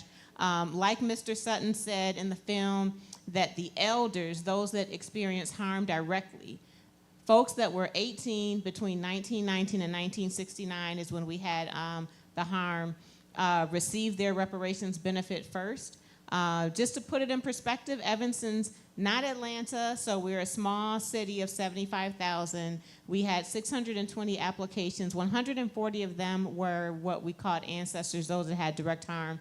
They've been dispersed, so they have received their $25,000 check with an acknowledgement and an apology from the city, and there's been incredible value add even to that $25,000. So in some cases, that $25,000 has a value add of up to $100,000 with the different additional services. And we have 454 direct descendants. So that's Evanstonians as young as my daughter's age, who's doing well. People always ask, how's my daughter and how's the dog? Both are doing fine. Layla just turned 8, that's a dog, and Bailey did graduate from Yale 2 years ago, so she's in her career. And she's actually program manager at First Repair in addition to some other things. And so we have begun dispersing the direct descendants. We have dispersed out of the 20 million, $4.8 million, 193 recipients, and we continue to roll that out. That has inspired the community at large. So our interfaith community has really stood up in a major way, adding to the program, raising an additional $1 million, and being a commitment and an advocate for reparations. We have inspired many other cities to take their first steps towards repair, and we're committed to continuing to do the work. Regardless of the folks that don't like us doing the work, including lawsuits and things that are trying to get us to stop this work, our city, and I'm very proud of our city manager, our mayor, the city council that supports this work. And that's very important because stakeholders can't do it alone. You have to have the support of your city council and your city manager in a city manager form of government and allies. And so we've been very fortunate to get that support in the city of Evanston. All right, let's give it a hand for Robin Ruth Simmons. Now, Dr. Mama Nabantu, there's lots of movement of reparations in the greater Atlanta area. Would you please talk to us about the progress that's being made in Decatur? Yes, there is quite a bit that's happening in the Decatur community, the city of Decatur, because there's two Decaturs. There's the unincorporated Decatur, and there's the city of Decatur. And the city of Decatur, I think, is only about 2.5 miles squares. But we were fortunate that back in March, our commissioners, led by Ms. Myers, voted unanimously to give us $25,000 to continue the work that we had started a couple of years ago on researching all the harms that had been done to the area of Beacon Hill. And Beacon Hill has been around for a long time. The area has been around town. I think the Muskogee Indians were there prior to African Americans coming in. And so we have looked at the research, and so with this fund that we're now getting, we can do more research with that. We've had Georgia State students coming in, the Professor Akinlele Umoja out of Georgia State. They have done a tremendous amount of work and have given our committee, the Reparation Committee with the Beacon Hill Black Alliance for Human Rights, I said it right this time, okay, so that we can further the work. And thanks to Robin and the inspiration we've got from seeing how locally, you know, if you can help our people to understand what reparations mean on a local basis, I think people will understand when we get to the national and the federal level that we'll be able to make it happen. So it has to be from the bottom up, is where I see it. And the bottom up starts with the local cities. I'm from San Francisco, and I saw how many, many black businesses were destroyed. And then that was before I moved here in Atlanta in 2006. So what I've already seen it happen in San Francisco, and here I am in Atlanta seeing it happen again. And the research is so important. That research has to be done in every major city where there's a large population of African Americans. And I come from also a little town, East Palo Alto, California. Some people call it Nairobi. And we're doing a legacy project now, and they're going across the country, interviewing people who lived in that area. And we hope, and there's a young former student of mine who's working on reparations in the city of East Palo Alto. So, you know, I just want to thank you and allowing me to be here to talk about the city, and I'm sure I'm missing something, but I'm going to pass it on. Maybe I can come back and remember what I Oh, no, you'll have another round. But let's give it up for Dr. Combo. And by the way, let me Nabantu Akawanda. Yes. So, and let me also say that back in the day, because I was telling people about war stories now, because we know when Nairobi was developed, a brother named Omar Wale Sadaway, by the way, was a leader of that movement, and that was such a beacon of hope and promise for us. Now, the councilman is not here, but I also need to acknowledge that Fulton County has a reparations initiative. Unfortunately, Brother Coleman could not be here, but I just want to acknowledge there's a lot of very, very good work being done here that's being plowed up. But Cam Howard, as you well know, I mean, there's some people who are saying, they're naysayers. They're saying this Evanston stuff, these local reparations, that's getting in the way of real reparations, which is federal reparations. So number one, what is your response to that issue or that's being presented? And secondly, where do we stand with H.R. 40? Because we saw the Congresswoman, we're talking about where she is now, and again, you've been in the forefront of that. So if you could just tackle those two questions for us, I think that would be very helpful. So many people who make that assessment that federal reparations is the only form of reparations, they do so by saying that only the federal government can solve the racial wealth gap. And we're totally clear with that is something that has to come from federal resources. Local and state municipalities cannot address the racial wealth gap. It's just too big of an issue for them to address. However, there are other things that can happen at the state and local level that can lead to repair in the homes of many blacks living in these spaces. But also, it propels the federal legislators to act. For instance, when I started this process many years ago as Legislative Commission Chair in Cobra, we only had probably 35 black congresspersons, and we couldn't get all of them on the bill legislatively. We have 55, and all of them, probably 3 or 4 didn't get on. But we had ended with 196 co-sponsors in the last Congress. So all of those other co-sponsors were not black co-sponsors.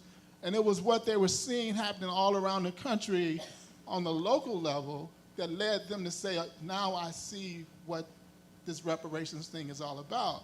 And so we were able to demonstrate that there's political will all around the country. And there was no political will 10 years ago around the country. In the last Congress, 88% of Democrats in the last Congress supported both the federal, the House bill and the Senate bill, 88%. Over 230 congresspersons and senators combined, Democrats said yes to reparations. We just didn't get it to the floor. And the 3 largest cities in America, the governors of those states have already signed reparations commission bills. New York, California, and Illinois.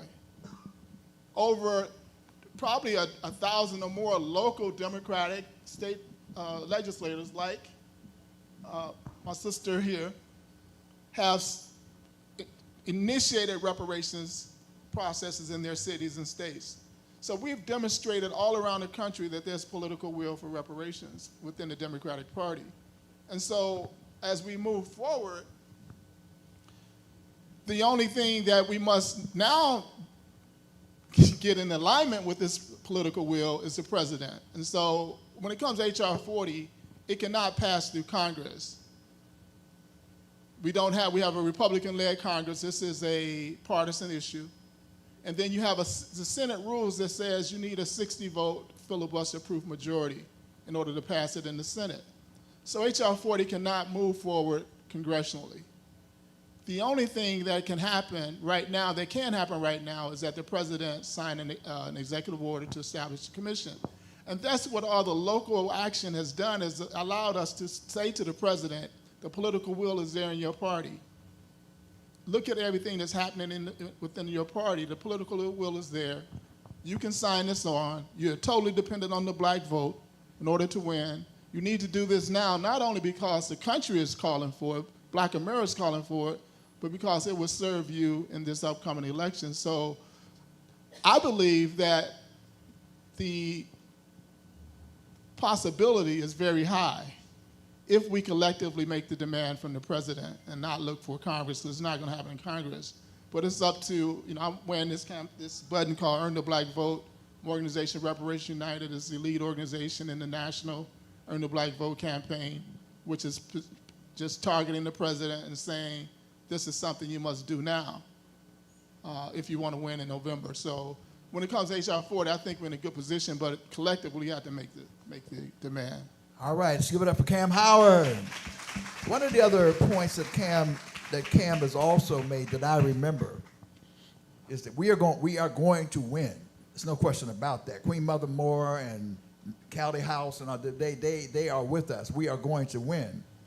But it also means that the huge amounts of resources that are needed to enhance the program in Evanston and various other places will be available through federal resources. But as we are putting together through the efforts of the local resource center that Robin has put together with our support, it means that therefore there will also be a structure already in place. We will have built the architecture for receiving reparations as well. So there's a lot at stake. And by the way, it's so exciting. I hope you heard what Cam said. At one point, there are only 50 people who had signed it.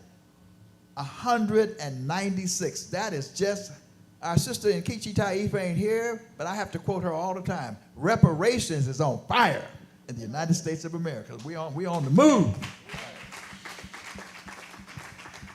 And as we're on the move, we're working out the issues. We're having debates and discussions. And by the way, it's good to have debates and discussion when there's something to have a debate and discussion about.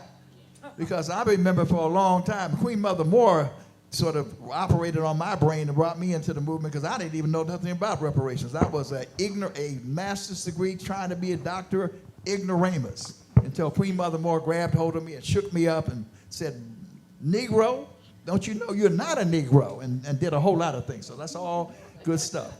But my point is, it's such a good thing to try to figure out, what do we do next? How do we answer various questions? One of the things, Jessica Ann Mitchell, and we call you Jam affectionately, and Jam is a gem, is this issue of comprehensive reparations, trying to articulate a way in which people understand that it's not a little of this and a little of that. We want it all. So would you talk to us about the work that you've done? You've done really great work in terms of articulating the concept of comprehensive reparations. Sure. So there are a lot of misconceptions about reparations, and you saw like a few of it shown in the film. At National Black Cultural Information Trust, we share news, information, and resources that uplifts the collective freedom of Black communities, and a lot of times that includes battling against mis and disinformation. And along the way, one of the key topics that has been inundated with misinformation has been the topic of reparations. So we have two programs about reparations that gives people the basis and background history of reparations. And then we have communicating reparations that works directly with task forces and commissions on helping folks articulate the different initiatives that they're working on and how they benefit their communities. So some of the number one misconceptions about reparations are it's only for slavery. We saw that in the film for people that were against reparations. Well, that was a long time ago. None of us are complicit, blah, blah, blah. Well, reparations are for slavery, but they're for more than slavery. They are for Jim Crow, as is evidenced in Evanston. They are for also modern day systemic racism. And so reparations are for 3 areas of harm, not just for enslavement. And another thing that is often said is that those of us that are descendants of enslaved Africans, well, that happened to our ancestors, that didn't happen to you. But there has been epigenetic harm. I believe that they showed a piece of it, a report that Cam worked on, the harm is in our genes, that showcase the epigenetic harms. That means that things that happen to your ancestors actually show up in your DNA and show the long and lasting and lingering impact. So reparations are for chattel slavery, the transatlantic slave trade, that era of Jim Crow, apartheid, and for modern day systemic racism. And it impacts, and reparations thus needs to cover all of the communities affected by that, meaning descendants of Africans enslaved in the United States, meaning people that were impacted by Jim Crow, who might not always be descendants of Africans, but usually are people of African descent as well. I said that backwards, but who may not have been descendants of Africans enslaved in America, but are also descendants of Africans that were impacted by Jim Crow and the vestiges of chattel slavery, and then modern day systemic racism that impacts the entire Black community. Now, despite your heritage or ethnic makeup or whatever. And so when we talk about comprehensive reparations, we want it all, like Dr. Daniels said. I think there was one more point that I wanted to make, but I don't want to continue to ramble on. But basically, another thing, this is the last, one of the biggest misconceptions is that reparations are for cash only. I want a big fat check. Yes, I do, and I want it yesterday, okay, coming from people who were sharecropping right here in Georgia. I want my check. But I also understand that there has to be a lot more to it than that.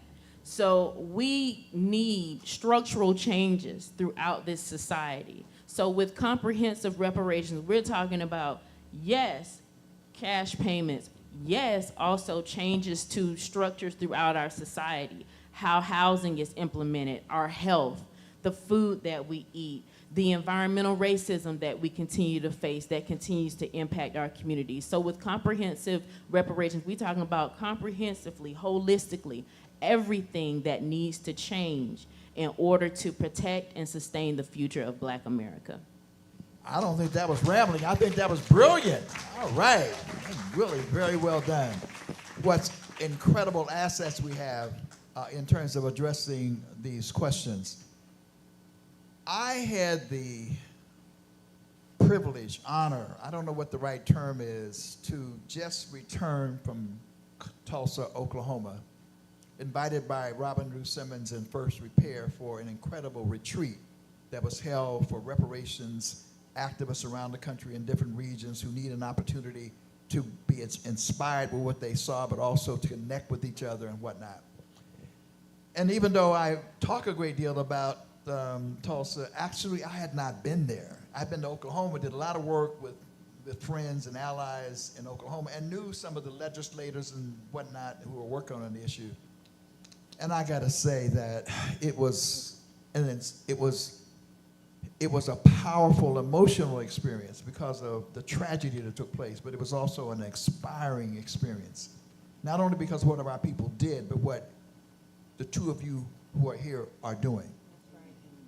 So I want to just ask you, and by the way, I mean, I think that the Tulsa massacre of 1921 and the destruction of Greenwood. And by the way, it was interesting, the education, because I didn't really know Greenwood. I didn't know how that whole history, and we always knew popularly Black Wall Street, but it's good to know the education. It's a wound on all of us, right? I mean, this is a wound to all Black people, what happened, that massacre. And so I'm wondering, Christy, and I'm going to ask also Vanessa to take the same question and take your time to both talk about your role and your work and tell us what more can we do? How can we, in fact, be stronger in our advocacy and connection with the work that's being done? So with our new celebrity, if you will, is crowned appropriately, let's hear from you. Great question. You know, when you ask what is the role, I think my role has changed so many times within this struggle and within this movement. As I stated before, I am a 1921 Tulsa race massacre descendant. My great Aunt Janie was in the Dreamland Theater on a secret date that she was not supposed to be on when the massacre happened. And so just imagine you're sneaking out on this date to the Dreamland Theater and a massacre happens, right? And she was able to escape. She ran away, ran to this little town called Claremore, which is about, I don't know, maybe 30 minutes away from Tulsa. And they left there walking, and she was so afraid to come back to Tulsa. It took her 8 years to come back to Tulsa. And matter of fact, she, in those days, you didn't do what they called shacking up. So her boyfriend's mom said, if y'all gonna stay here, you're gonna stay here, you have to get married. So she married him. She didn't like him, but she married him after time tells. But because she was so afraid to come back to Tulsa. So I grew up knowing these stories, and I always knew about the massacre, but she didn't call it that. She didn't call it a riot. She called it that time when white people were killing Black people in Tulsa. And my sister and I thought she was crazy because, you know, she had a brand new floor model color TV. A lot of people don't know what floor model TVs look like now. But she had one, and she kept it in black and white. And she said, because the color would ruin your eyes. And so she was our babysitter whenever my mom, you know, would go out. And so we used to have to watch the TV like this. We thought she was crazy. She told us these stories. But she was right. I was in the house one day, and the news was on. I was in high school. And I saw Johnny Cochran and Charles Ogletree talking about this riot. And the stories that they were telling and listening to the survivors, it hit me like a ton of bricks. And I said, that's what Aunt Janie was talking about. And so I always wanted to know everything. Anytime they had a town hall meeting or whatever, I would get my mom, like, we gotta go to this meeting. So imagine I'm in high school, I should be out having fun, but I'm trying to be at the meetings in the city hall because I wanted to learn all this stuff that was happening. And then I was like, we gotta tell this story, we gotta do something about it. So I was, that was my beginnings as a storyteller and learning why history and telling stories are so important.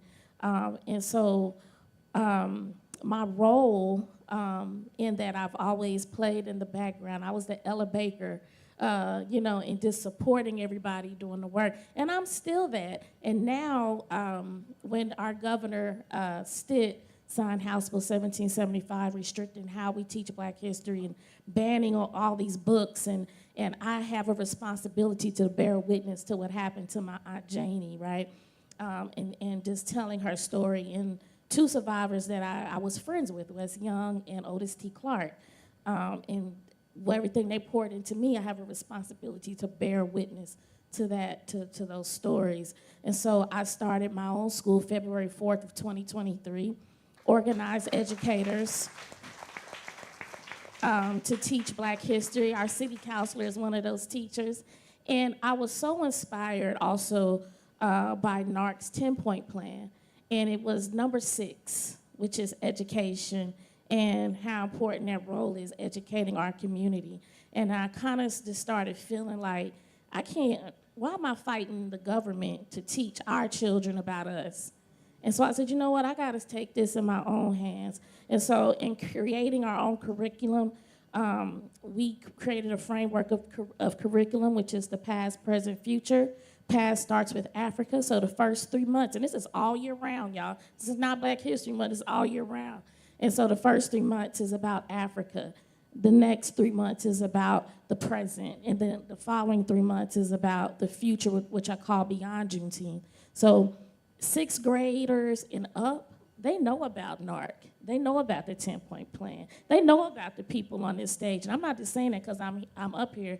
They have that. Vanessa teaches that in her class. So they know about reparations. And why I do that is because we got to teach the kids, right, and adults too in the community of what we're doing. Otherwise, it's just going to be us doing this work. And so we have to inspire them with the work that you all are doing here on this stage. And so that has become my role. As my ancestors influence my future, I have to influence their future. And so that's the role that I've taken.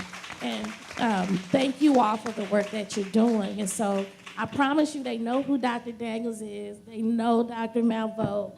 They know, I have to put you in here, but I'm because you just did. But they know Cam and they know Robin because this is in the curriculum. And the curriculum is always, I'm adding to it and figuring out how we're gonna take it further. And so look out because I am gonna have a virtual option. I'm working on that. So that way everybody from around the world in the communities that are suffering like Florida, North Carolina, Arkansas, Texas, Georgia, can click in and get these history lessons. And we have a whole school day.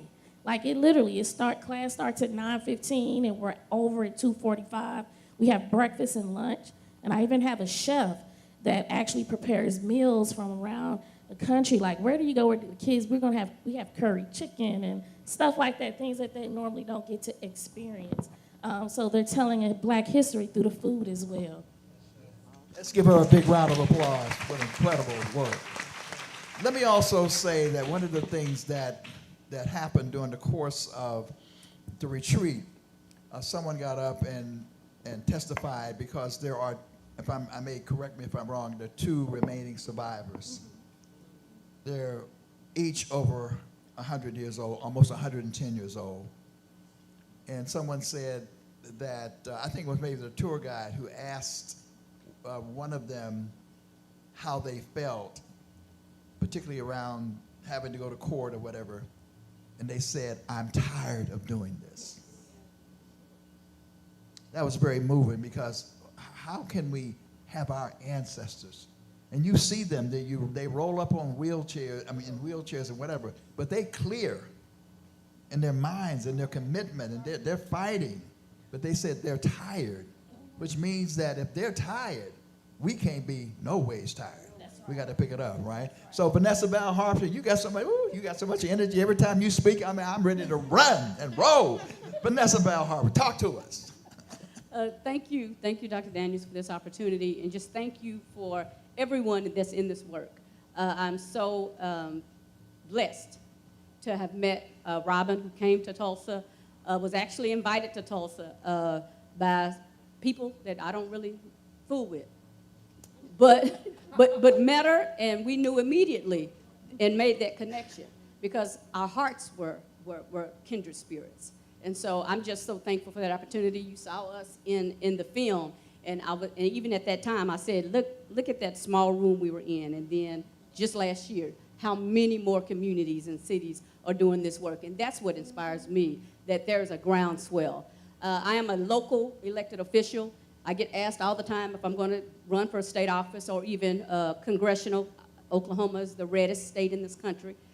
So that'll never happen, but my heart is for local government. I actually have a degree in government. And so I chose local government for a reason. And that reason is that, in my opinion, local government reaches the people directly. And so that's why I've chosen to do our work. And it is because of the information. I know Tulsa is Greenwood, right? We have that legacy. But when it comes to this work, there are so many other communities that are far ahead of Tulsa. And that speaks to what still exists. And I will say to you, the spirit that destroyed Greenwood in 1921 still exists very strongly in the city of Tulsa. We are good as a city of trying to hide it, to make it seem like Tulsa is a place that you want to attend or want to come and want to engage. It is not. It is not. It is a struggle every single day. As soon as we try to work forward and get something positive done, there's always an effort to turn and reverse that. It's like what they say on, Good Times. But that's a reality, and it is so strong in the city of Tulsa. So it's difficult. And yes, I am the only African American on the city council. We have 9 city councilors, similar to Evanston, but I am the only African American, and they go through great pains to ensure that is the statistic, the data. And that's just a reality of working and living in Tulsa. But what I will say is we have made some accomplishments. Christy didn't mention, but she was also one of the founding members of the Greater Tulsa Area African American Affairs Commission. We had to fight for that. One of the first things we fought when I won in 2016, we had to protest in the summer, in the heat, in the winter, for 2 years to get the creation of this commission. Now, there was a Hispanic commission, the oldest. There was a Native American commission. There was a status of women. All these commissions combined had over 100 years of existence in the infrastructure of Tulsa. We had to fight for ours. The Asian American Commission just started. There was no fight. They popped up and voted on it, and I was like, what? Oh, okay. I mean, I'm in favor of it. But every time when it comes to us, people of African descent, there is an automatic pushback. And not only at the local level, but in government, period. And that's a reality we have to speak to. And so, but yeah, that was a fight. But the commission, as we were approaching the centennial in 2021, requested a resolution. Some colleagues of mine, we were also working on the resolution. So we came together. We reached out to experts. We did some research, Google, and learned of Robin Ruth Simmons. Next thing I know, she in Tulsa. I'm like, hey, what's going on? So we made those connections. And I appreciate her. She came before the council and said, I want you all to know that I support that woman sitting right there on the dais, District 1, Vanessa Hall Harper. And I appreciate that. And so we've been in this fight, doing this work. We passed a resolution. I won't go into all of the details of that. But again, it's always a struggle. We have to pack out city councils constantly on any issue that is of significance and will represent progress in our black communities. And so we had to do that. We got the resolution passed. In that resolution was not only apology, but a promise to have community-led conversations as it relates to repair related specifically to the massacre. And the reality is we had already had a Tulsa race riot report done 25 years prior, right? And that was led at the state level. That was a commission done at the State House. And that was by our former Representative Don Ross and Senator Maxine Horner. They pushed for that and had a full report done. They even interviewed, at that time, we still had survivors alive. So all of that narrative and that history was found in that report. We're still doing the same things over and over and over again. And so in this generation, in my time, we led a community-led conversations called Beyond Apology. We want to go beyond just the apology. And so that report was completed about 6 months ago, and I'm happy to say that as a result of that report has been presented to the council, and we're working on presenting it to other local levels of government, the county, and other institutions. But I will say that the mayor currently we are in discussions. Robin is a part of those as well, because every time we have a conversation, I want experts there. I'm not an expert. And so, and that's why I'm so thankful for our family. When I call our family and our family reunion, when we go to those meetings, that's a family reunion to me. But he is in agreement with having discussions to start a task force / a commission to discuss repair in the city of Tulsa. We may not call it reparations because I'm telling you, Tulsa is the most racist city in this country. But whatever it is, as we learned from your example, we have to start somewhere. And so we are starting that conversation, and pray for us. Pray for us. All right, Vanessa, what a fighter. Let's give it up. Let's give it up. Let's give it up. What a fighter. Now, Dr. Julianne Malvo, you're working on a new book which lays out the concept of white economic envy as the motive for numerous massacres of black towns and the seizure of black property all across this country. In what ways is the massacre of 1921 and the destruction of Black Wall Street illustrative of the concept that and when you get ready to bring your new book out and we're waiting for it, but in what ways does it illustrate this concept of white economic envy that you've been talking about? Well, thank you for the question. The working title of the book is Lynching Culture, the Wealth Gap, and Reparations. The premise is, it's not just lynching. There are almost 5,000 lynchings. There's a culture of lynching that says that white people can do whatever they want to black people and expect to have no consequences. That's lynching culture.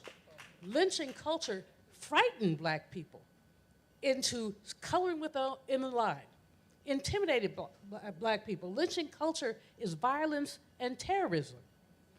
And I did a presentation in Tulsa, and I can't find my slide, but I've got a slide called Don't You Dare. And it's literally about what, as a black person, don't you dare earn more money than a white person. Don't you dare have consensual interracial sex, which, by the way, only 1/6 of all lynchings were connected to anything that had anything to do with sex. Don't you dare fail to move when a white person is walking down the street. It literally was, lynching culture is fear, it's frightening. And so there are so many, including Tulsa, there are so many what I call mass lynchings, the uprisings, riots, the massacres. There's so many where the people are afraid to even talk about them. In Rosewood, there's a great book out, white journalist, but he was interested in Rosewood. He found a brother whose aunt lived next door. We all know the Rosewood story about the lying white woman who claimed she was raped by a black man. She was raped and beaten by her white lover. See, I said she was a scuzzy huzzy. And then when her neighbors saw her run outside half naked, they ran to her husband's job and said she was raped. And then a conclusion was a black man. And basically, they burned down a town because this woman could not keep her legs closed. They burned down a whole town and then blamed it on us. But there's so many others. Wilmington, North Carolina was a wealthy area in North Carolina. White people and black people who worked at a shipyard earned the same amount of money. What did I say? Don't you dare? And so what happened there was when Republicans, they were then the good guys, and black people decided to try to take over government. They took all the wealth, about 60 black men who were very prominent, took them to the train station and shipped them out of town. No notice to their families, and then systematically took their property. There's a film called Wilmington on Fire. You must see it. It is just an amazing depiction of this. Then they went through the tax records and stole people's property. But meanwhile, they burned Wilmington. The number of black businesses went down by like 25%. People just abandoned their businesses. And then some people didn't abandon them. They were taken from them. But people were afraid for the longest time to talk about it. So Tulsa falls right in the line of that. And the thing that's exceptional about Tulsa, even Booker T. Washington, even Booker T. Washington wrote about how successful Tulsa was. I mean, they had a 750-person theater.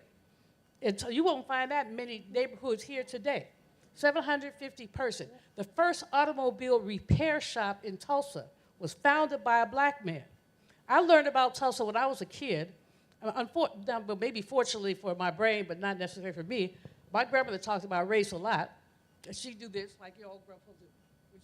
When getting ready to start talking about race, she'd start rubbing it on her hand. But, and she would always say, and you know they lie. Peckerwoods lie. They're going to tell you it didn't happen. I mean, she was a trip. I think I take after her. But anyway, I learned about it when I was always doing a little research on race and encyclopedias and stuff like that, just reading. I would read anything. They said I would read the back of a cereal box. If I had nothing to do, I would. I mean, but in any case, having known about it all the time, the economic impact, always kind of stuck with me. What did this mean? These people amassed all this wealth. Now, I was in Tulsa years ago before the wonderful weekend, and I would just take my hat. I had a great time, even though it was too hot. And I tried to walk 5K. and I think I walked 3. Of course, they later told me I was supposed to eat pasta and don't drink the night before. If you if you're going on a 5K walk, I didn't know that. Well, I kind of do. I thought the Lord was going to be with me. And she was until 3K. Then she said, fool, you on your own. But one of the things that I noticed that's really so important is the plaques that are on Greenwood Avenue that commemorate the businesses that were gone. And some of them said rebuilt, and some of them said not reopened. White folks could not stand what Tulsa had. And see, I had the privilege of being friends with the old lady, Dr. Olivia Hooker. Y'all remember Dr. Hooker? She died in 2019. I met her when she and I were speaking together. It's a funny story, but I had the cutest little jogging outfit, but I forgot my shoes. And I had matching shoes for my outfit. This was like in 2000. I was very fly then. I'm a little old lady fly now. Still fly, but a little old lady fly. But in any case, so I'm in Dr. Hooker's suite, and I'm like, if I don't get some walking shoes, I'm going to be an evil you know what. And she said, I don't want to know any evil you know what's. Go in my room and get a pair of shoes. I have 2 pairs. So she had 2 pairs of tennis shoes, running shoes. And so she will tell people all the time I was her soul sister, S-O-L-E, because we shared souls. But she, at 103 when she passed, she would tell you what she remembered about Tulsa. She remembered the white people because her dad owned like the department, department store, like a little department store, and he had the only safe in Tulsa, which is how some people became economically whole. It's how they used the money out of his safe to travel around the country to try to get people, NAACP, others, to help them get back on their feet. But she remembers vividly what she said, white trash, breaking into their home, going to her mother's closet, breaking her Caruso records. She said Caruso records. I don't even know what Caruso was. That's white economic envy. Black people had too much. And that there are so many cases of this. I know Daniels is going to pull a good plug on me in a minute. No, he ain't. Good. But there's so many cases of white economic, they just could not stand for us to have anything. And so when we had it, they chose to respond violently. There's 2 cases in Paris, Texas. One man was old, he was 60. That was old then. And one was a younger man. They both had parcels of land. White people like, They asked them to sign their land over. Excuse me? They asked them to sign their land over. They said no, so they lynched them. So they simply just lynched them. Anthony Crawford's case is one that's also my favorite case. But again, Dr. D, exhibits the economic envy. Anthony Crawford had what they said was 420 acres of good cotton land. So today that would be millions and millions of dollars. He had several sons. He was, now what a white woman said, quoted in one of the newspapers, he was a wealthy Negro and arrogant. So, anytime we have 5 cents, we're arrogant. The brother went to sell his cottonseed at the general store. A white man was standing in front of him, and the store owner offered the white man about 5 cents a pound more than he offered Mr. Crawford. Mr. Crawford said, I would rather throw my cottonseed in my damn cottonseed in the river than to be ripped off. Okay, there was a law in Abbeville, South Carolina, that a black person could not curse at a white person. So he didn't curse at the white person. He said, damn cottonseed. He cursed at his own cottonseed. But I guess you're not even supposed to use curse words in a sentence with white people. So as he was leaving the store, he was arrested for using profanity. Now, this is when his errors come in, but whenever I tell the story, I have to smile, because I'm like, yeah, I like that brother. He said, what's the fine? They said $15. So he reached in his pocket and gave it here. Well, they couldn't take that. So he was lynched, and then they let him hang from a telephone pole until his body decomposed. But the worst part of it is this. Then the two white men who were his competitors in cottonseed were made the executors of his estate. And his family was given 30 days to leave his land. And it's replete with these stories. White economic envy, I'll give you a contemporary story which is to have anything of lynching to do with, but some of people who are old enough will remember when Bob Johnson, founder of BET, tried to buy U.S. Air. Anybody remember that? And white people in Congress went crazy. I mean, but wild crazy. Are they going to sell fried chicken on the plane? Are they going to have watermelon on the plane? I mean, but basically, he made a good faith offer. They turned it down. Again, economic. How dare this black man think he can play in the same sandbox as us? And there are many, many other stories, but the bottom line is white folks were desperate to keep slave labor conditions, even though emancipation had occurred. Desperate. From 1880 to 1880, black people had, I don't know, $1 for every $36 white people had. By 1910, it was $1 for every $16 white people had. What does that mean? We closed the wealth gap. We cut the wealth gap in half in just 30 years post-enslavement. Today, it's $1 for every $10 white people have. What does that mean? We made more relative progress between 1880 and 1910. Then they passed all these development laws than we did from 1910 until now. White economic envy. And so, you know, anytime and it's also about erasure, but I'll get that on the second round. But basically, what we have to understand is that anytime there's forward progress for black people, it will be resisted. And so we have to be prepared. If the old brother said he was tired, then we need to be vigorous for him. Because what we know right now, as opposed to the first time I wrote about reparations, I think I was in the 11th grade. What we know right now is that then it was like a pipe dream, kind of. This is something that should happen. It was a concept. Now we see it on the horizon. Right. We see the progress. All right, Dr. Julianne Malvo. All right, to our global audience, you are participating virtually in the National Town Hall Meeting sponsored by the National African American Reparations Commission, also known as NARC, on the state of the reparations movement, featuring a screening of the big payback, which you've already seen. So I just want everybody to know what you're doing, what you're involved in, and we thank you so much for participating and being a part of this important conversation with such great folk. Now, to need as we get ready for the audience participation, one of the logistical things is I need to know where we're going to have the mic for the audience people when they ask the question. So we just need to find a space for that. We're going to go to a quick second round. There are a series of questions that come to mind. One of them, and I don't know who wants to take this. Maybe we'll start with Cam. Because one of the things that we want to make sure of is that when we are doing reparations, that we're also focusing on self-determination.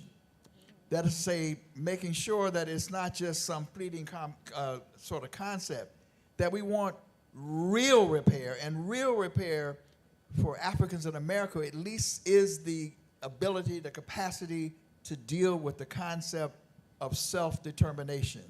That doesn't get talked about a great deal. Would you share your thoughts about what that means and in terms of how we might manifest that moving forward? Wow, Dr. Daniels.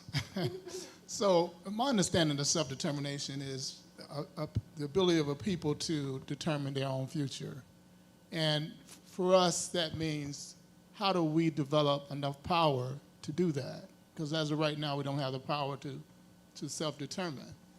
People in the movement think that reparations is simply becoming middle class, simply eradicating the racial wealth gap. There's so much beyond that. As Dr. Malvo stated, every time we make advances, unless we're able to protect that, there's been multiple periods, what I call multiple periods of multi-billion-dollar plunder, not just during enslavement where billions of dollars of our labor trillions of dollars of our labor was plundered. Then we had hundreds of millions or tens of millions of acres of land was plundered, and that continued with the plundering of our businesses. So part of our reparations is acquiring enough power to be able to protect that which we develop, that which we create in a way that we're not subjected to the fear and terror of losing it all again. So self-determination is controlling our own destiny, but also having the power in which to protect that destiny as well. Right. All right. Just trying to tease that a little bit. And then obviously, when we look at what happened in so many of these places, it is that absence of power, and regaining it becomes incredibly important. Robin Ruth Simmons, a couple of questions to you. I want you to maybe circle back on why it is that you continue to circle back on Tulsa. There seems to be something that draws you there. But beyond that, would you just cite a couple of other cities that you think are, I mean, there are plenty of them, but just to let people know that there's some real good stuff happening out there, and nobody knows it better than you. Can you hear me? There we go. Evanston was the first in 2019, but there's so many others. Incredible work happening in San Francisco. Work is launching in Los Angeles, Detroit, Asheville, North Carolina. Very soon after Evanston passed and established funding, Amherst, Massachusetts, a very small city with like 4% black population. Atlanta, Decatur. There is a long, long list, including the 3 states that Cam mentioned. So there is a ton of activity, and these convenings that we get together, which Councilwoman Hall Harper called our family reunions, we get together and we strengthen each other. We learn and share from one another. There's no exact model because this work is to be done by the local leaders in that community based on the specific harm there and the remedies that are appropriate for that harm. So there's a lot of activity, over 100 initiatives. First Repair hosted 76 of those organizations at our symposium. Please learn more about our symposium at firstrepair.org. All right. Thank you so much. Can I add something, Dr. Daniels? I mean, the self-determination question, that's where I'm at. And I think you said, how do I keep circling back to Tulsa? Because in addition to be a policymaker and a practitioner or whatever you say, first I'm an entrepreneur and I'm a businesswoman because I had, my children are grown now, but I had a responsibility to my children, and entrepreneurship was the best path for me based on my life circumstances. And so when I think of self-determination, I think about what the people of Greenwood did and what was stripped away and stolen from us. And I think about this place here being an act of self-determination. Yes, this right. actual facility and the businesses here and the networking that's happening. And it's not just the businesses, retail and service businesses. I saw a tax accountant and maybe assurance agent. I saw NAACP here. I saw a mental health workshop happening. It's incredible what's happening here. And so I know this is, I hope that you don't take this for granted, because this is a really, really special place. And I think we're all leaving very, very inspired by it. So I get back to Tulsa because I have not experienced anything like Greenwood. And when I went there during the 21 commemoration events to learn the history and then to see the black community there rebuilding, the resilience that they have, I just believe that everyone should go to Tulsa, go to Greenwood, meet with Christy Williams so that you could get an official tour of the city and see the mass graves and also all of the wealth that was stripped away. There are arguments about how many were murdered by an angry white mob, 300 people, 1,200 homes, how much wealth is probably never will be calculated. But you can go to Tulsa, and please do look up Christy to learn more about that. All right, okay. All right. I wanted to raise a question that I just learned about a little bit. And it has to do with the self-determination that is reflected in generations of struggle around something called the red, the black, and the green. And I only say that because I understand there's some stuff is perking up around even Juneteenth in that regard. And I'm going to start with you, Jan, but others can jump into it as well, because this is also around the question of self-determination, I think, as well. And would you just share with us some of the issue that's bubbling up around this question around particularly Juneteenth? Juneteenth is a good triumph, though I will say this. We were already celebrating Juneteenth. I mean, by Kujichagulia, we had already declared it a holiday. I mean, it's good to have it to be a federal holiday, but I wonder whether or not they maybe gave Juneteenth up so they didn't want to really give up the real deal in terms of reparation. But that's just me pontificating and thinking about it, and maybe I'm completely off. But while we're celebrating it, I understand there's issues about whether we should do red, black, and green or red, white, and blue, and I just found that to be a little interesting. You want to take that one on? Oh, okay. Well, let you take that one on. All right. I want you to do two things is take that on, but I also want you to talk about Kemet. I want you to talk about the project that you shared with us the other day, because in terms of self-determination and what reparations could develop, it seems to me that there's a model that you are working on along with, and forgive me for not remembering, I'm old, the brother who shared with us and so forth. Archie Hodges. Okay, so just do those two things. I see you ready to, you're ready to jump in on this question of the colors. So do that, and then also tell us about the project. Okay, I'll do that. Yesterday at the Juneteenth festival, there was a booth there. It was the ADOS booth. And I think this story was told to me by Brother Jamoke. I don't know if he's still here. Yeah. But anyway, he walked in, and he had on red, black, and green. And he said, "You're intimidating us. Why would you come in here with red, black, and green on? What's wrong with you?" And he said, "Well, this is Marcus Garvey's, He said, "Well, we have red, white, and blue. That's really the Juneteenth, and it's America. We are Americans. We are not Africans." They as colonized. soon as we cross that, Since they colonized, that's what's wrong with them. Anybody who pledges to the red, white, and blue has sold themselves down the river. Yes, ma'am. I mean, and then we have a lot of young people behind ADOS, and I don't know if anybody's here a part of that, but I certainly don't want my children, my grandchildren, to be a part of this movement where they're saying they're not African, they're Americans. But anyway, that's just a side story in terms of the red, black, and green. But the Black Achievement Fund, where we held our dinner with some of the reparations leaders on Thursday, was put together by a brother named Archie Hodges, and I think he got some representatives here. And what he did, he's been working on this since '96, I understand, but it came into fruition about 2-3 years ago. And what it was is that we're going to raise $10 million with our members just donating $9 a piece. And it's the Marcus Garvey concept. Because Marcus Garvey, people didn't have a lot of money back then, but everybody was able to give $1, And most people today can put up $9. Not everybody, but a lot of us can put up $9 a month. And through that $9 a month, in less than 36 months, they raised $60,000 and remodeled the Kemet Club where we had our dinner. And then I went to the red ribbon cutting this past weekend where they had purchased 99 acres of land. Yay, all right. 99 acres of land.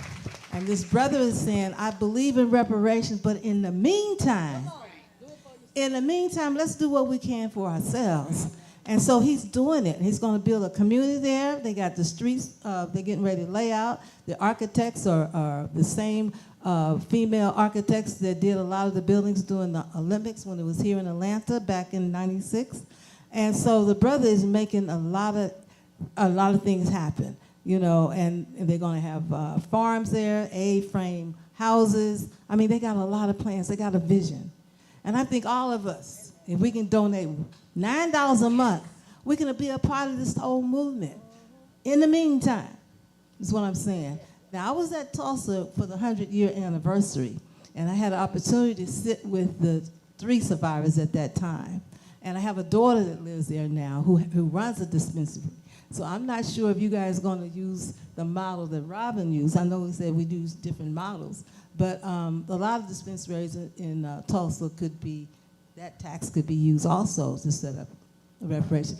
And I've been a teacher and a principal for over 35 years out of East Palo Alto.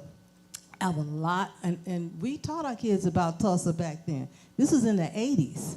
So all of my students knew about Tulsa. And when I came, out here. My daughter, she's with the brother that's from Tulsa. He knew nothing about Tulsa until 4 years ago. I was 30. Wow. Oh, we use the microphone. Oh, get a mic. Yes, I can attest to that because I grew up and matriculated in the Tulsa public school system.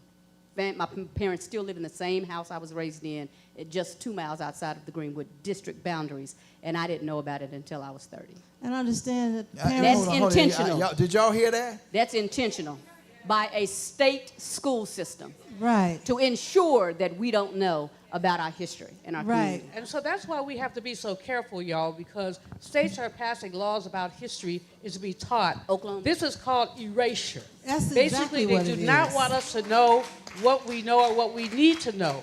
And so 1,500 books, including books written by Alice Walker, by Toni Morrison, have been banned. It might be up to 1,600 books now.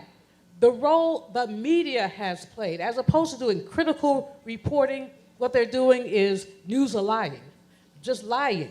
And we can trace that back to Tulsa also. Exactly. When Dick Rowland got in that elevator with Sarah Page, Dick Rowland was the young man they claimed to rape Sarah Page. He Right. did not. Sarah Page was a young white woman who was an elevator operator. White man observed him bump into her, and he said he raped. But here's what the newspaper had a headline: "To lynch a Negro tonight." And that's what got the white folks all ginned up. Although Dr. Hooker said they were planning something anyway because of all the wealth that we had. But so that was just an excuse, as lynching excuse. But we have to be fearful of this erasure, which is why Christie's Saturday schools are so important. And remember, we used to do those back in the day. Yeah, we did. You know, we did not expect white people to teach black history. This was my No, grandma we didn't. we'd sit at her feet and she'd tell us these stories. And, you know, but seriously, folks, part of the whole notion of reparations is what must there be repair for? If you erase the history, then nobody knows. We were writing an article, you remember that, Dr. D, when we were doing the stuff with the ACLU, and they gave me this little white boy, he had to be 22, and had, not that I have anything against 22s, a history major from Harvard who told me he never heard of Tulsa, nor Wilmington, nor the lynching at Memphis that Ida B. Wells wrote about. And I said, dude, let me help you out with something. There's this thing called Wikipedia. I mean, there's this thing called Google. But he said, well, I'm a history major and I never knew about it.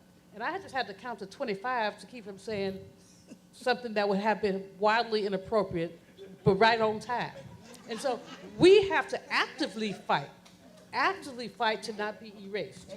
Because that's a conspiracy now. Erase black people. Right. Okay, now here's what we're going to do. We're going to open it up. I'll just use your last comment, then we're going to go to the audience. Okay, I just want to tell the sister, I have a lot of information that can help you with your school. We had to re-Africanize all of our books, and we got a lot of information from different places, like in the state up in Portland, Oregon. They have a curriculum there. And then, of course, Jawanza Kundufu has curriculum. That's aside. We'll talk afterwards. Okay? All right. All right, let's go to our audience out here. We have a brother right here who's working with us. He's got the microphone. What we want to do is, you don't necessarily have to ask the question. You can make a comment, or you can ask the question, or both, but keep it succinct. We want to get as many in as possible in the next, like 15 minutes, if you will. So who wants to be first? Right here. Who's second? I see second here, number 2. I see 3, 4. Okay, and that we'll hold it for right there for right now. Well, and 5. You ready? Yeah, go right ahead. Yeah, so Nehemiah Frank, also from Tulsa, Black Wall Street, Greenwood descendant as well. Went with the survivors to D.C., one of the greatest experiences and honors of my life, just being with them there. So my question is, and I do want to say this really fast to you, thank you so much for what you did. Thank you for staying strong, because you inspired us. The centennial was approaching, and your name was popping up everywhere in conversations in our community. And so it's so nice to be able to be with you, break bread with you, and be in the same space as you today. So my question is, One is for Councilman Harper. Do you think it's possible? Like, where is your faith? Because you know where I'm at when it comes to Tulsa, and how much faith I have in the systems there, the court systems, all of the systems there. Do you think it's realistic for us to think about the model that they've passed in Evanston, as far as the tax base being able to support some sort of reparations for us Greenwood descendants? And then my other question is pretty much for everyone. As far as the executive order, like, is there movement on actually trying to push the Biden-Harris administration to be able to pass an executive order? And then the last thing I wanted to also mention was, I am the founder and editor-in-chief of the Black Wall Street Times. All right, so let's do that, and then Cam, if you take the second part of it, and let's be as tight as we can. Okay. So yes, I do think it's possible, because one thing we know for sure in this country is that when white folks want to do it, they find a way, right? You know that with the Gathering Place. This is a big park in Tulsa. They wanted it. The people with power, influence, money wanted it, and they can move mountains when they want to. So is it possible? My answer is yes. How probable and how soon? That is questionable. And so I will say that I have hope. I have hope. When I no longer have hope, then I will not run for office anymore. But for now, yes, I absolutely have hope. And my mantra, and Christy says I shouldn't say this kind of stuff, but sometimes we just have to wait for people to die. Literally. Right? And then move on to other generations to get things accomplished. I mean, our work here in this country has been a lifelong journey. And so even if the administration or the people who are quote unquote in power today are unwilling to do it, I mean, what's the turkey neck dude in Congress? That's about to Connell. He about to tip over and stuff. See, we just sometimes got to wait for people to die, and then we can move on and get progress done. So yes, life cycle. All right, Cam, Howard. So yes, there is a national campaign to get an executive order. It's called the Earn a Black Vote campaign, and also there's another organization that's predominantly millennials and Gen Zs. It's called Get Free. So these two organizations, and with the Earn a Black Vote Coalition, it's a coalition of organizations, but collectively, we're pushing the messaging to the president. One, that the Democratic Party is totally dependent on the black vote in order to win. They can't win without it. Two, there's about close to 3 million black voters who are saying, I'm not feeling you, Joe Biden. I might not vote at all. I might vote third party. I might vote for Trump, but I'm not feeling you. Joe Biden cannot win. The Democratic Party cannot win unless he does something to reverse that sentiment among black voters. And so we're messaging him. We sent about 2 million ads to 2,300 of his influencers over the last 4 months saying, this is what you need to do to reverse the defection of black voters from the Democratic Party. You must sign an executive order for a reparations commission. You must do it now. And we was hoping that he would do it by Juneteenth. He missed a golden opportunity to do that. So we're still messaging him, before the Congresswoman got sick, she was supposed to meet with the White House team. Dr. Daniels, myself, we're going to be in those meetings to message to them how important this is for the black community, and how important it is for the Democratic Party, and how important it is for America's democracy. Because we're saying that democracy is under peril, and it's going to be the black vote that's going to save democracy. And if you want the black vote to save democracy, you must give us something before the election.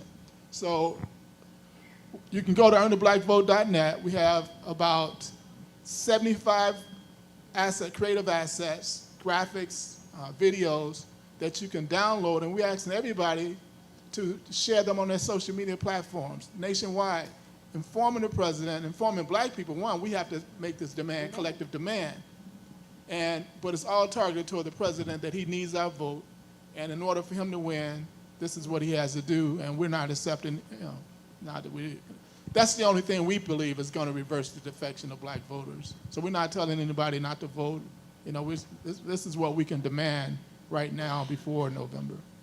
Let's say it. Earn the black vote. Earn the black vote. Earn the black vote. Earn the black vote. Earn the black vote. And may I add, and Black Wall Street Times, founder sitting right here, who has that voice, we need our black media.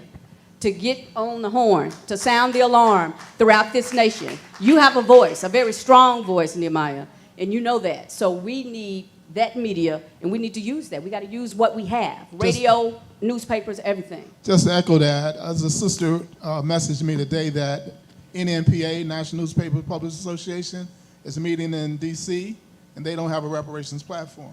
And NNPA are the black publishers, newspaper publishers around the country, their association. They're not going to do that, Kim. They're not going to do that.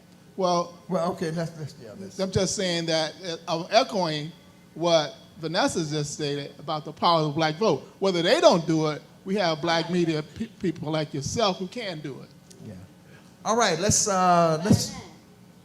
go to our audience right here. I promise to be succinct because I wrote down what I wanted to say. My name is Montina Young Frazier, and I've been here in Atlanta since 2011. I'm originally from Steubenville, Ohio. Steubenville, Ohio? Steubenville, Ohio. I'm from Youngstown, but go on. Okay. Let's hook up later, sister. I am actually really new to the movement because of ADOS. I heard a lot about reparations, so about 2018. I am a direct descendant of Tulsa, Oklahoma, and did not even know it until about 2 years ago when I mentioned something to my grandmother, who's 86 and still alive, and her father, Milton Berry, was born in Tulsa, Oklahoma. Berry. So we're descendants of the Berrys, B-E-R-R-Y, Simon Berry and such. They owned all the airplanes. Yes, yes. Second thing is, from an advocacy standpoint here in Atlanta, I focus on the B's, business, which forbidding, boards, which I really think that more of us need to get into local advocacy work in government. We don't understand much about it. Building relationships within the community, and then black families. We are really losing because we are not married and building relationships. I have 3 children, 2 are married, and then one's engaged to be married, and I'm talking about they're from 20 to 27 and already married. I have a son-in-law that's half Filipino, so I see what happens when we unify. The third thing is, from a messaging standpoint, it just feels like I'm overwhelmed. I come in these rooms, I hear the information, I know what I do. I have clients from $2 million to $26 billion. I was in a room yesterday with WestRock and UPS and Accenture with 250 plus people. I did not realize this was going on today at all, and I think many of us are a little bit confused because the messaging's all over the place. Even when you say, well, ADOS and they're aggressive, I get it, but they are helping us understand. I don't identify as African American, I identify as a black woman in America. My grandmother's grandmother, who was 106 when she passed, would fight you. She said, I'm colored. That's what I am. So I think that we just should respect that as a message. But the last thing is, Millionaire Moves was a book written by Dr. William Picard. And in that, he gave us 7 specific things to do to take action. And one was building relationships. I would like to hear more about the advocacy work from a political standpoint, which is what started your movement, because I think that's where more of us need to understand and advocate. If you're not building a $100 million company, you can actually manage a $100 million budget in your cities. And I'm actually going into politics next year and running for city council in my city, in McDonough, which is Henry County. And then the last thing with that is just really specifically, how do we best support? I hear the $9 a month, but I have grandchildren that I'm funding colleges. I'm funding degrees in education. We have a trust fund set up in my family. So how do we as black people in our families best support this specific movement by taking care of our families? Thank you. All right, we appreciate that. Let's There's a lot there, but I do want to respond to the second B of the 3 Bs, boards, committees, and commission, different ways. And we were just actually having this discussion that as incredible as the commission work is, ultimately it has to be passed by a city council. And once it passes a city council, it can be challenged in the courts. The courts are either elected or appointed or so on. And so that's back to the work of Reparations United and other, how important exercising our vote is, candidate training, voter education, and so on, because especially if you're looking for a legislative move for reparations. And so I challenge everyone here, no matter what, if you're in Atlanta or one of the suburbs, your municipality has boards, committees, and commissions. And the way these things work is something is introduced in a committee and then presented to city council. And oftentimes, by the time it gets to city council, the votes are already counted. So if you are a part of that committee, it could be a committee that's informing the reparations task force or so on.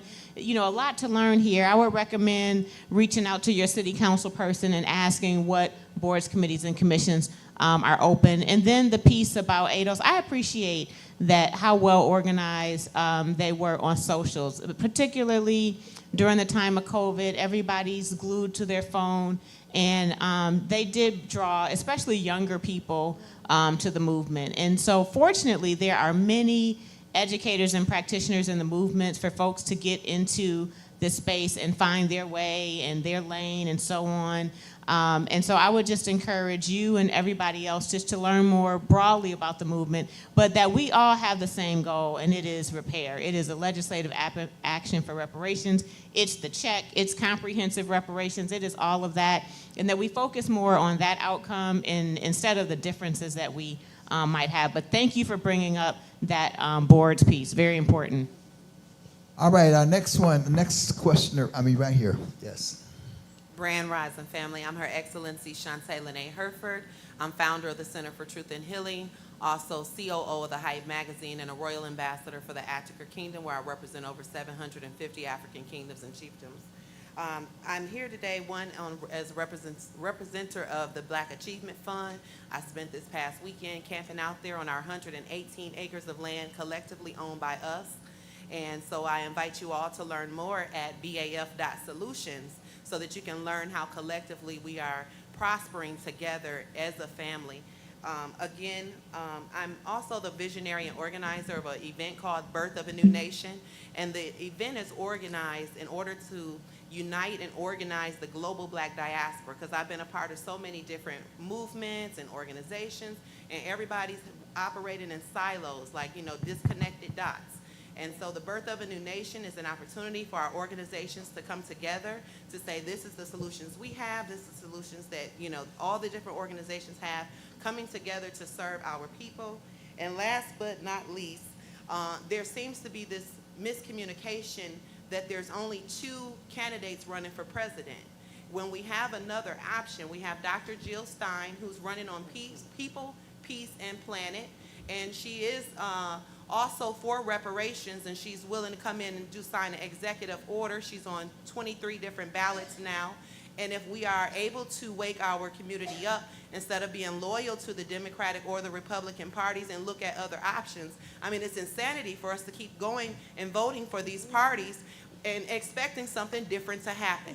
If we can wake our people up and we can get behind Dr. Jill Stein, who has more of a best interest in the things that are going to help us prosper, then that's who we should put our votes behind. We should at least look at her as a serious option and not depend on the Democratic or the Republican Party to give us reparations.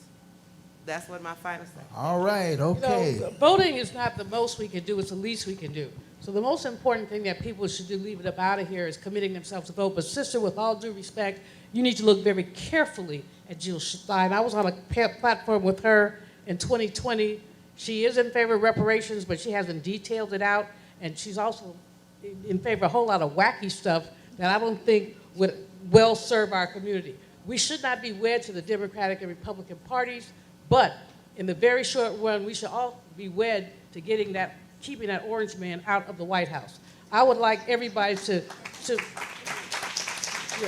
I want you to Google Project 2025. It is a 900-page Republican plan for what they would do if that man is elected. A 900-page plan. The part on labor, my training is that I'm a labor economist. It begins with, we are a Judeo-Christian nation that believes in the value of work. You know where they go from there. Coupling Medicaid with mandatory work. That's Project 20. And they would decimate the civil service. And a disproportionate number of us, Black folks, but especially Black women, work for the federal government. I don't tell people how to vote. I assume that everybody that I know has good sense. But most people who have good sense do not want the orange man in there to decimate our society, to take away DEI, to pass legislation that prevents Black people from giving other Black people money. These folks have, and they're within that of getting what they want.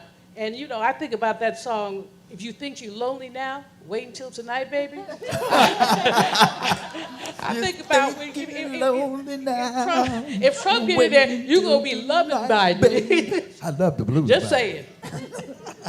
All right, okay, so here's what we're going to do. Take 1, 2, and I said 2 more. We'll take them together. We'll take the questions together, and then we'll answer in composite as the panel gets their last comments in. So take them. There is 1, 2, and there were 2 more, and then we'll go from there.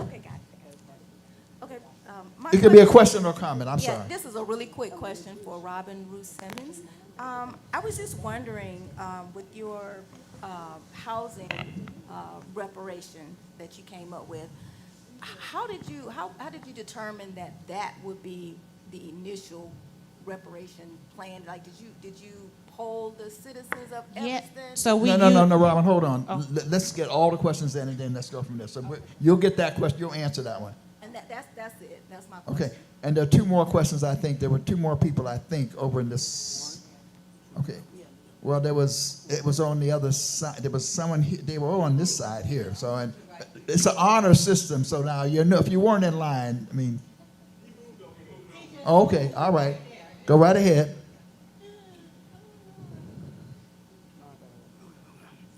Hello there, Dr. Ron Daniels and Miss Julianne Mavro. Good to see y'all in the flesh. All right. I'm Dijon, like the city in France.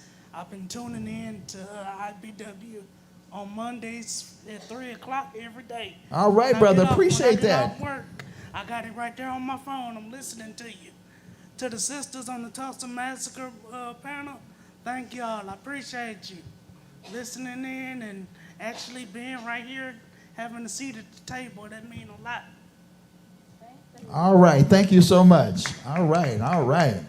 That's right. I do have a little piece of radio program called Vantage Point every Monday at WBAI 99.5 FM on the Pacifica Network. All right, every Monday. Last one. He has to hold the mic.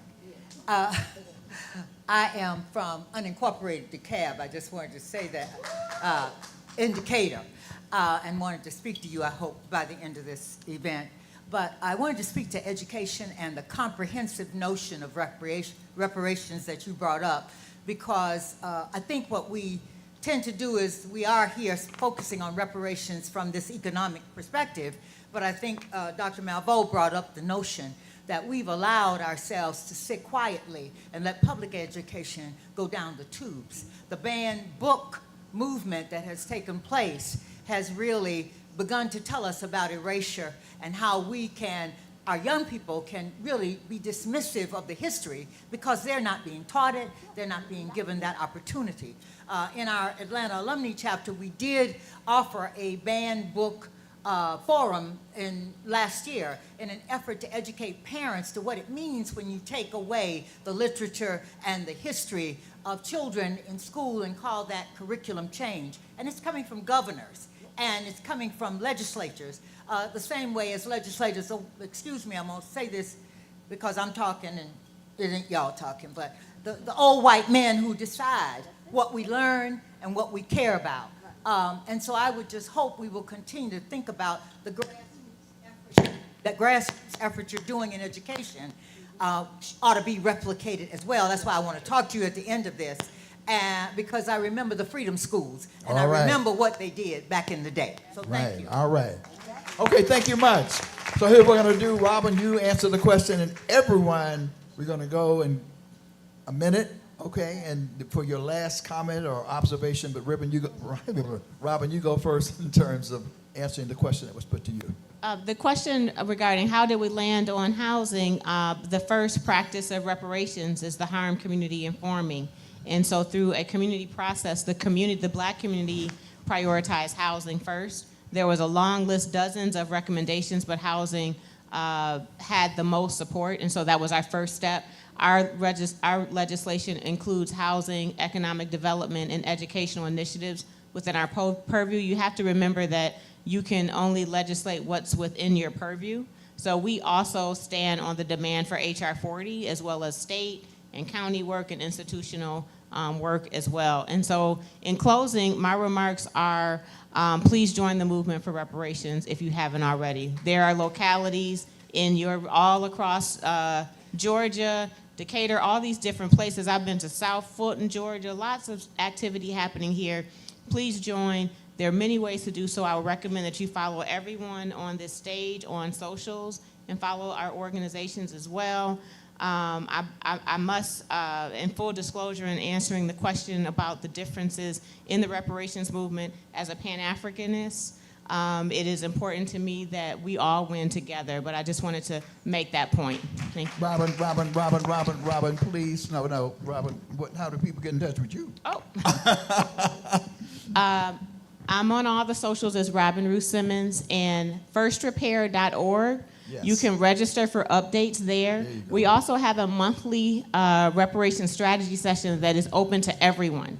It's on Zoom. You all are welcome. We break down into regional groups. Our regional leader for the South is here, Brother Jamoke. If you could stand up so everybody could see you, you could see him afterwards. And Jamoke leads our South region for the reparations movement, and I hope to see y'all soon. All right. So everybody give your contact information when you conclude, please.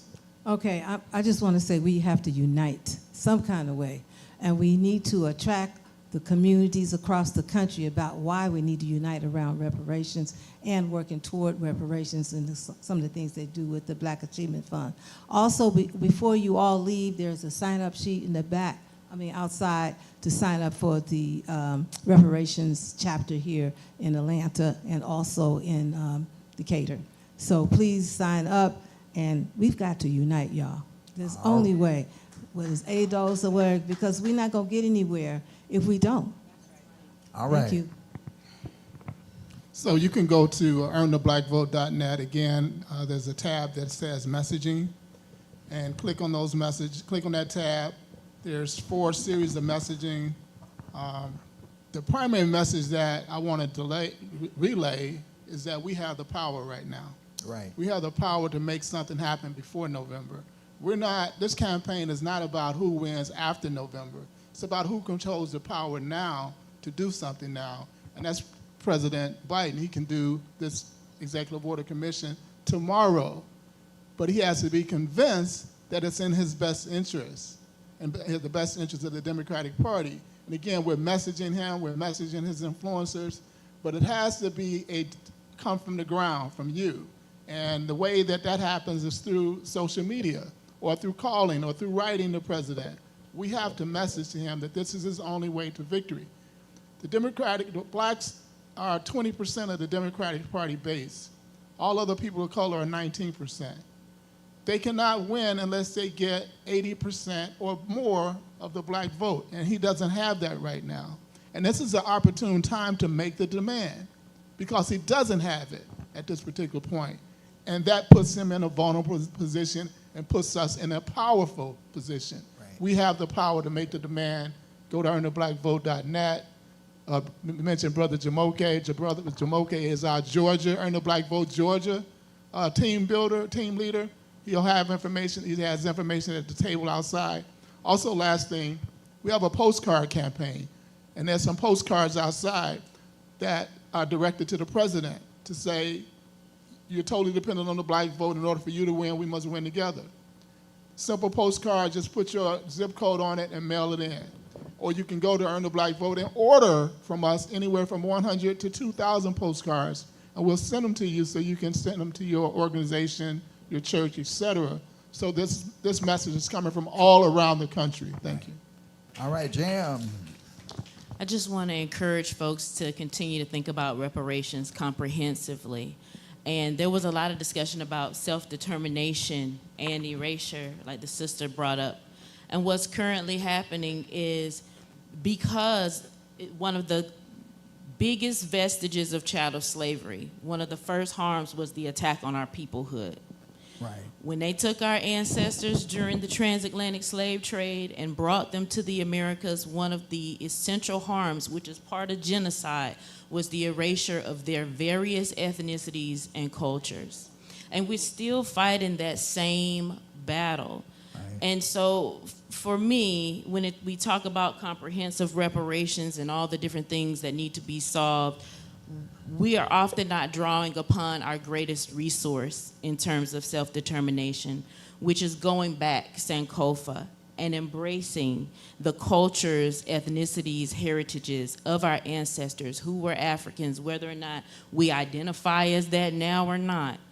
We are descendants of Africans from Western and Central Africa, and they had their own languages, their own religions, their own cultures, their own beliefs.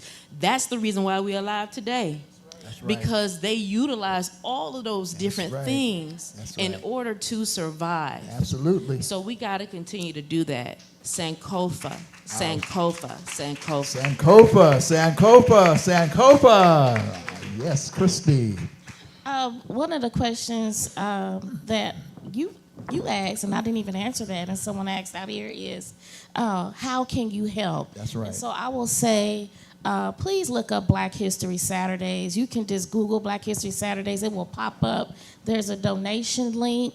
Please consider giving to Black History Saturdays. Also, what we are doing is when organizations get together and make a donation, I am naming classrooms after those organizations because it's really important that our kids see the people who are doing the work in those organizations and to remember their names. So they won't say I'm in classroom number 2. They can say I'm in classroom NARC, first repair, things like that, because that's how we get our kids to learn. And then I'll say this in closing.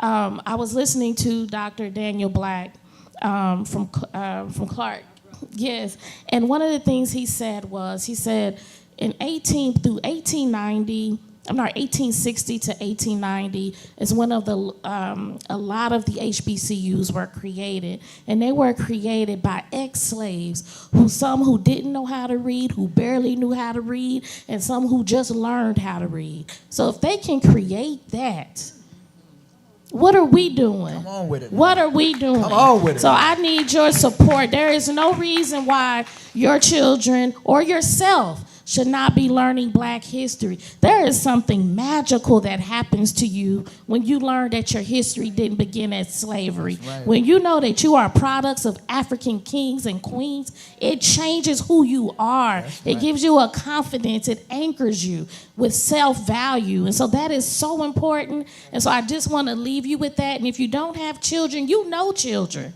Make sure that they are learning Black history. You can contact me if you wanted to learn my model and create those in your communities. And so I just want to leave you with that, and thank you so much. Contact information. Oh, just if you Google Black History Saturdays, we will pop up. And you can find everything there, I promise you. We have a Facebook page, we have a website. Just Google Black History Saturdays. All right, Vanessa. Absolutely. I just want to say unapologetic. We have to be unapologetic about the things that we're doing. That's right. And I'm in too many spaces where that's not the case. And I tell my brothers and sisters who are not, it's not time for you to be in this space. But you need to be unapologetic about who we are and what our missions are. My favorite quote is, you don't make progress by standing on the sidelines, whimpering and complaining. You make progress by implementing ideas. And that is what I think every one of us up here and in our communities are doing. And that's a quote by Shirley Chisholm, who happens to be a Delta, but she's still my, look, she gonna pick the mic up. She is still my shero. But at any rate, I'm so glad to hear you said that you were considering running for city council. We have to get into these spaces and run for office. These are seats of power and position. And we don't think, oh, well, I can't do it, or I don't have the education, or I don't have the name, or whatever. Get in there and give the people a name to vote for, a person. They're voting for you and who you are, not necessarily education. It's good if you do have an education. I am of 9. I'm the only one that have a degree in government, right? Everyone else have other professions. And so you can still serve in your communities in elected seats without having a master's in government or anything else like that. So please don't consider that work, and don't just discount your experience, because it's about your heart. All of this is a heart work. It's very little to do with the rest. I'm not an expert in reparations. I go to the people who are experts in reparations, right? And so be faithful enough and unapologetic enough to say, you know what, I don't know what I'm doing, but I know I got brothers and sisters in this community or in this nation that I can reach out and ask for help. So please do that, and congratulations for deciding to throw your hat in the ring for elected office. We'll be praying for you, because you're going to need it. Contact information. Contact information. Oh, just Google Vanessa Hall Harper in Tulsa, and all of that will come up. I can give you my cell number after this. I share my information willingly. So. All right, Dr. J. First of all, I want to thank everybody for being here. Y'all have been patient and open, and I'm grateful for the questions that people have raised. I'm an economist, but I'm first an educator. And so I want folks to understand that your responsibility is to learn. I went to Tanzania in 1974. It was the first time I put my foot on African soil. I was privileged to go to the Sixth Pan-African Congress, and it was amazing. I was 20. And one of the, I was an arrogant little thing. So I said, really? Daniels, I went over there and said, I had gotten into grad school, and I said, I think I'll go over there and teach history. Now, I was an econ major. I mean, I read everything. So I met the Minister of Education, coincidentally, and he looked me down. He said, what kind of education do you have? I said, I have a BA in economics from Boston College. He said, that's all? I said, I'm going to get my master's. I actually got my master's at the same time, but they didn't give it to me until 2 weeks later. So I'm trying to tell him this, and he said, you are a Western woman who has been educated by colonial whites. Why would we let you teach in our schools? Put me back up in my place. And I actually cried. I was mad. I was like, that man talked ugly to me. And I didn't even talk ugly back. That's what I was crying about. But he was the Minister of Education. But the bottom line is, after I thought about that, and Malcolm said something, he said, why would you let the colonizer teach your children? And so when we send our children to public schools, I believe in public schools because they are an equalizer, but I don't believe in them in the ways that they have configured themselves now. I wish that the sister who said she wants to go to city council, one of y'all need to go to, run for education boards. This is where this stuff is being fought at the granular level. And frankly, half of those melanin deficient people on school boards are also educationally deficient. Absolutely. Do not know, as my grandmother would say, I ain't gonna quote her exactly, the hind parts from a hole in the wall. So we need to retake the education system, but then we also need to supplement it. When back in the 70s, you remember, we had Saturday schools, reading groups. We were going through the Marx. We were going through all the stuff that they didn't teach us to. Why would, like Audre Lorde, the master's tools will not dismantle the master's house. Right. Why would you expect those people who want us ignorant to teach us anything else? Right. And so when we talk about reparations, part of the ignorance around reparations is not about ignorance on reparations, it's just ignorance. It's just general ignorance. Ignorance, I'm not going to call Ado South, oh, I just did, but about the ignorance about the transatlantic slave.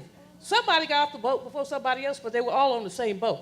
Right. That's literally what happened. And so there is an ignorance. We have a responsibility to educate ourselves and those around us. Number two, we have a responsibility to take the reparations issue with us wherever we are. Right. My Sora, I hope she's still here, Dr. Sheila Fleming, basically had Delta Sigma Theta, our amazing sorority, take up the reparations AKA gonna join it. They're gonna get off into it too. We were the first. The Alphas too. The Megas gonna get into it too. That's a horrible sound.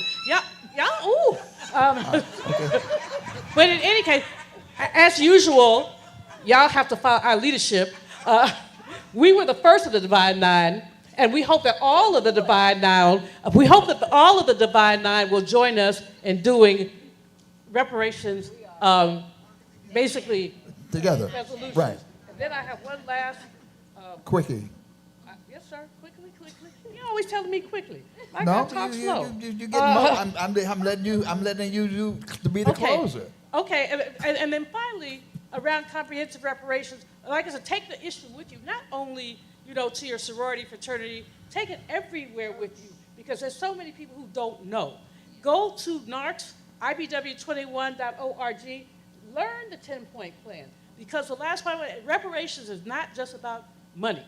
When you start talking to white folks about black folks getting money, they get real nervous. Everybody wants a check. Well, yeah, I want a check. But the check is not the only thing. We want our institutions repaired. We want our education repaired. Right. We want our health repaired. Right. Look, Richard Wright said there's a lynching in Mississippi. I could feel it in Chicago. Every time these devils kill one of our young people, we can feel it all over the country. We are traumatized people. Right. And so learn the 10-point plan and talk about it. Right. Talk about it. I'm going to stop there. Thank you. Amen. All right. Your contact information. Oh, I sure didn't give it. NBCIT.org. You can go there. It's the National Black Cultural Information Trust. There's links to our various programs. Let's give this panel a big round of applause. Oh, my God. How wonderful, how wonderful. Now, I am going to, we were at the Kemet Lounge, and I talked about us lifting us and talked about them, and I belong to them. So I'm going to get my $9.99? I'm throwing my $9. I'm going to be in it, right? I won't be a part of that, right? And I know Cam got excited, too. He heard about it, because I want to see these things materialize. Let's give the owners, the host here at the Pink Lion, Nibadi, a big round of applause. Brother Gordon is not here. Let's give them a big round of applause. This has been wonderful. Derek Bozeman was not able to come, but Derek Bozeman is a bad brother. Derek Bozeman, he's not here, I guess, but he always helps out. And so even if he's not here, let's give Derek Bozeman and WAOK a big round of applause. And as Dr. J said, go to the Institute of the Black World 21st Century, or NARC, has the most extensive online reparations resource center in the world, literally. And by the way, it's put together by someone who was the press secretary for Maurice Bishop of the People's Revolutionary Government of Grenada, Don Rojas, a true revolutionary, has put that together. So go to IBW21.org or reparationscom.org. Either one, but IBW21.org is easy for me. And not only go to the Reparations Resource Center, but sign up. And also outside, there will be a sign-up sheet. Sign up the sign-up sheet if you so desire, so we can also be in touch with you as well. So let's give yourself another big round of applause. Another big round of applause. Why don't we do some Harambes up in here? Okay, we're going to do some Harambe. We're out on the same page. Let's do Harambe. All right. All right, everybody, please stand.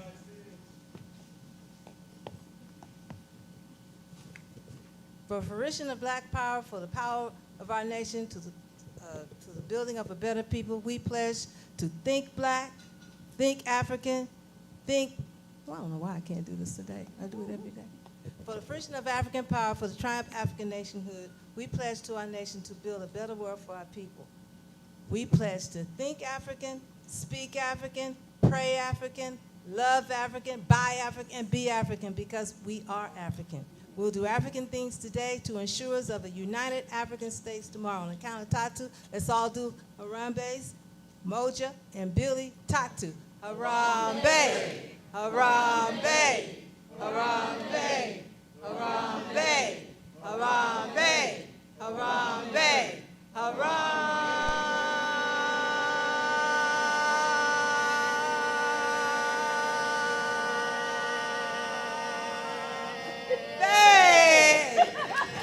And come to the Collard Green Cultural Festival, September 28th, Collard Green Cultural Festival. We'll be talking about reparations there as well. Thank you. And support the New Black Wall Street. Robin Bruce Simmons gave a great commercial for the New Black Wall Street.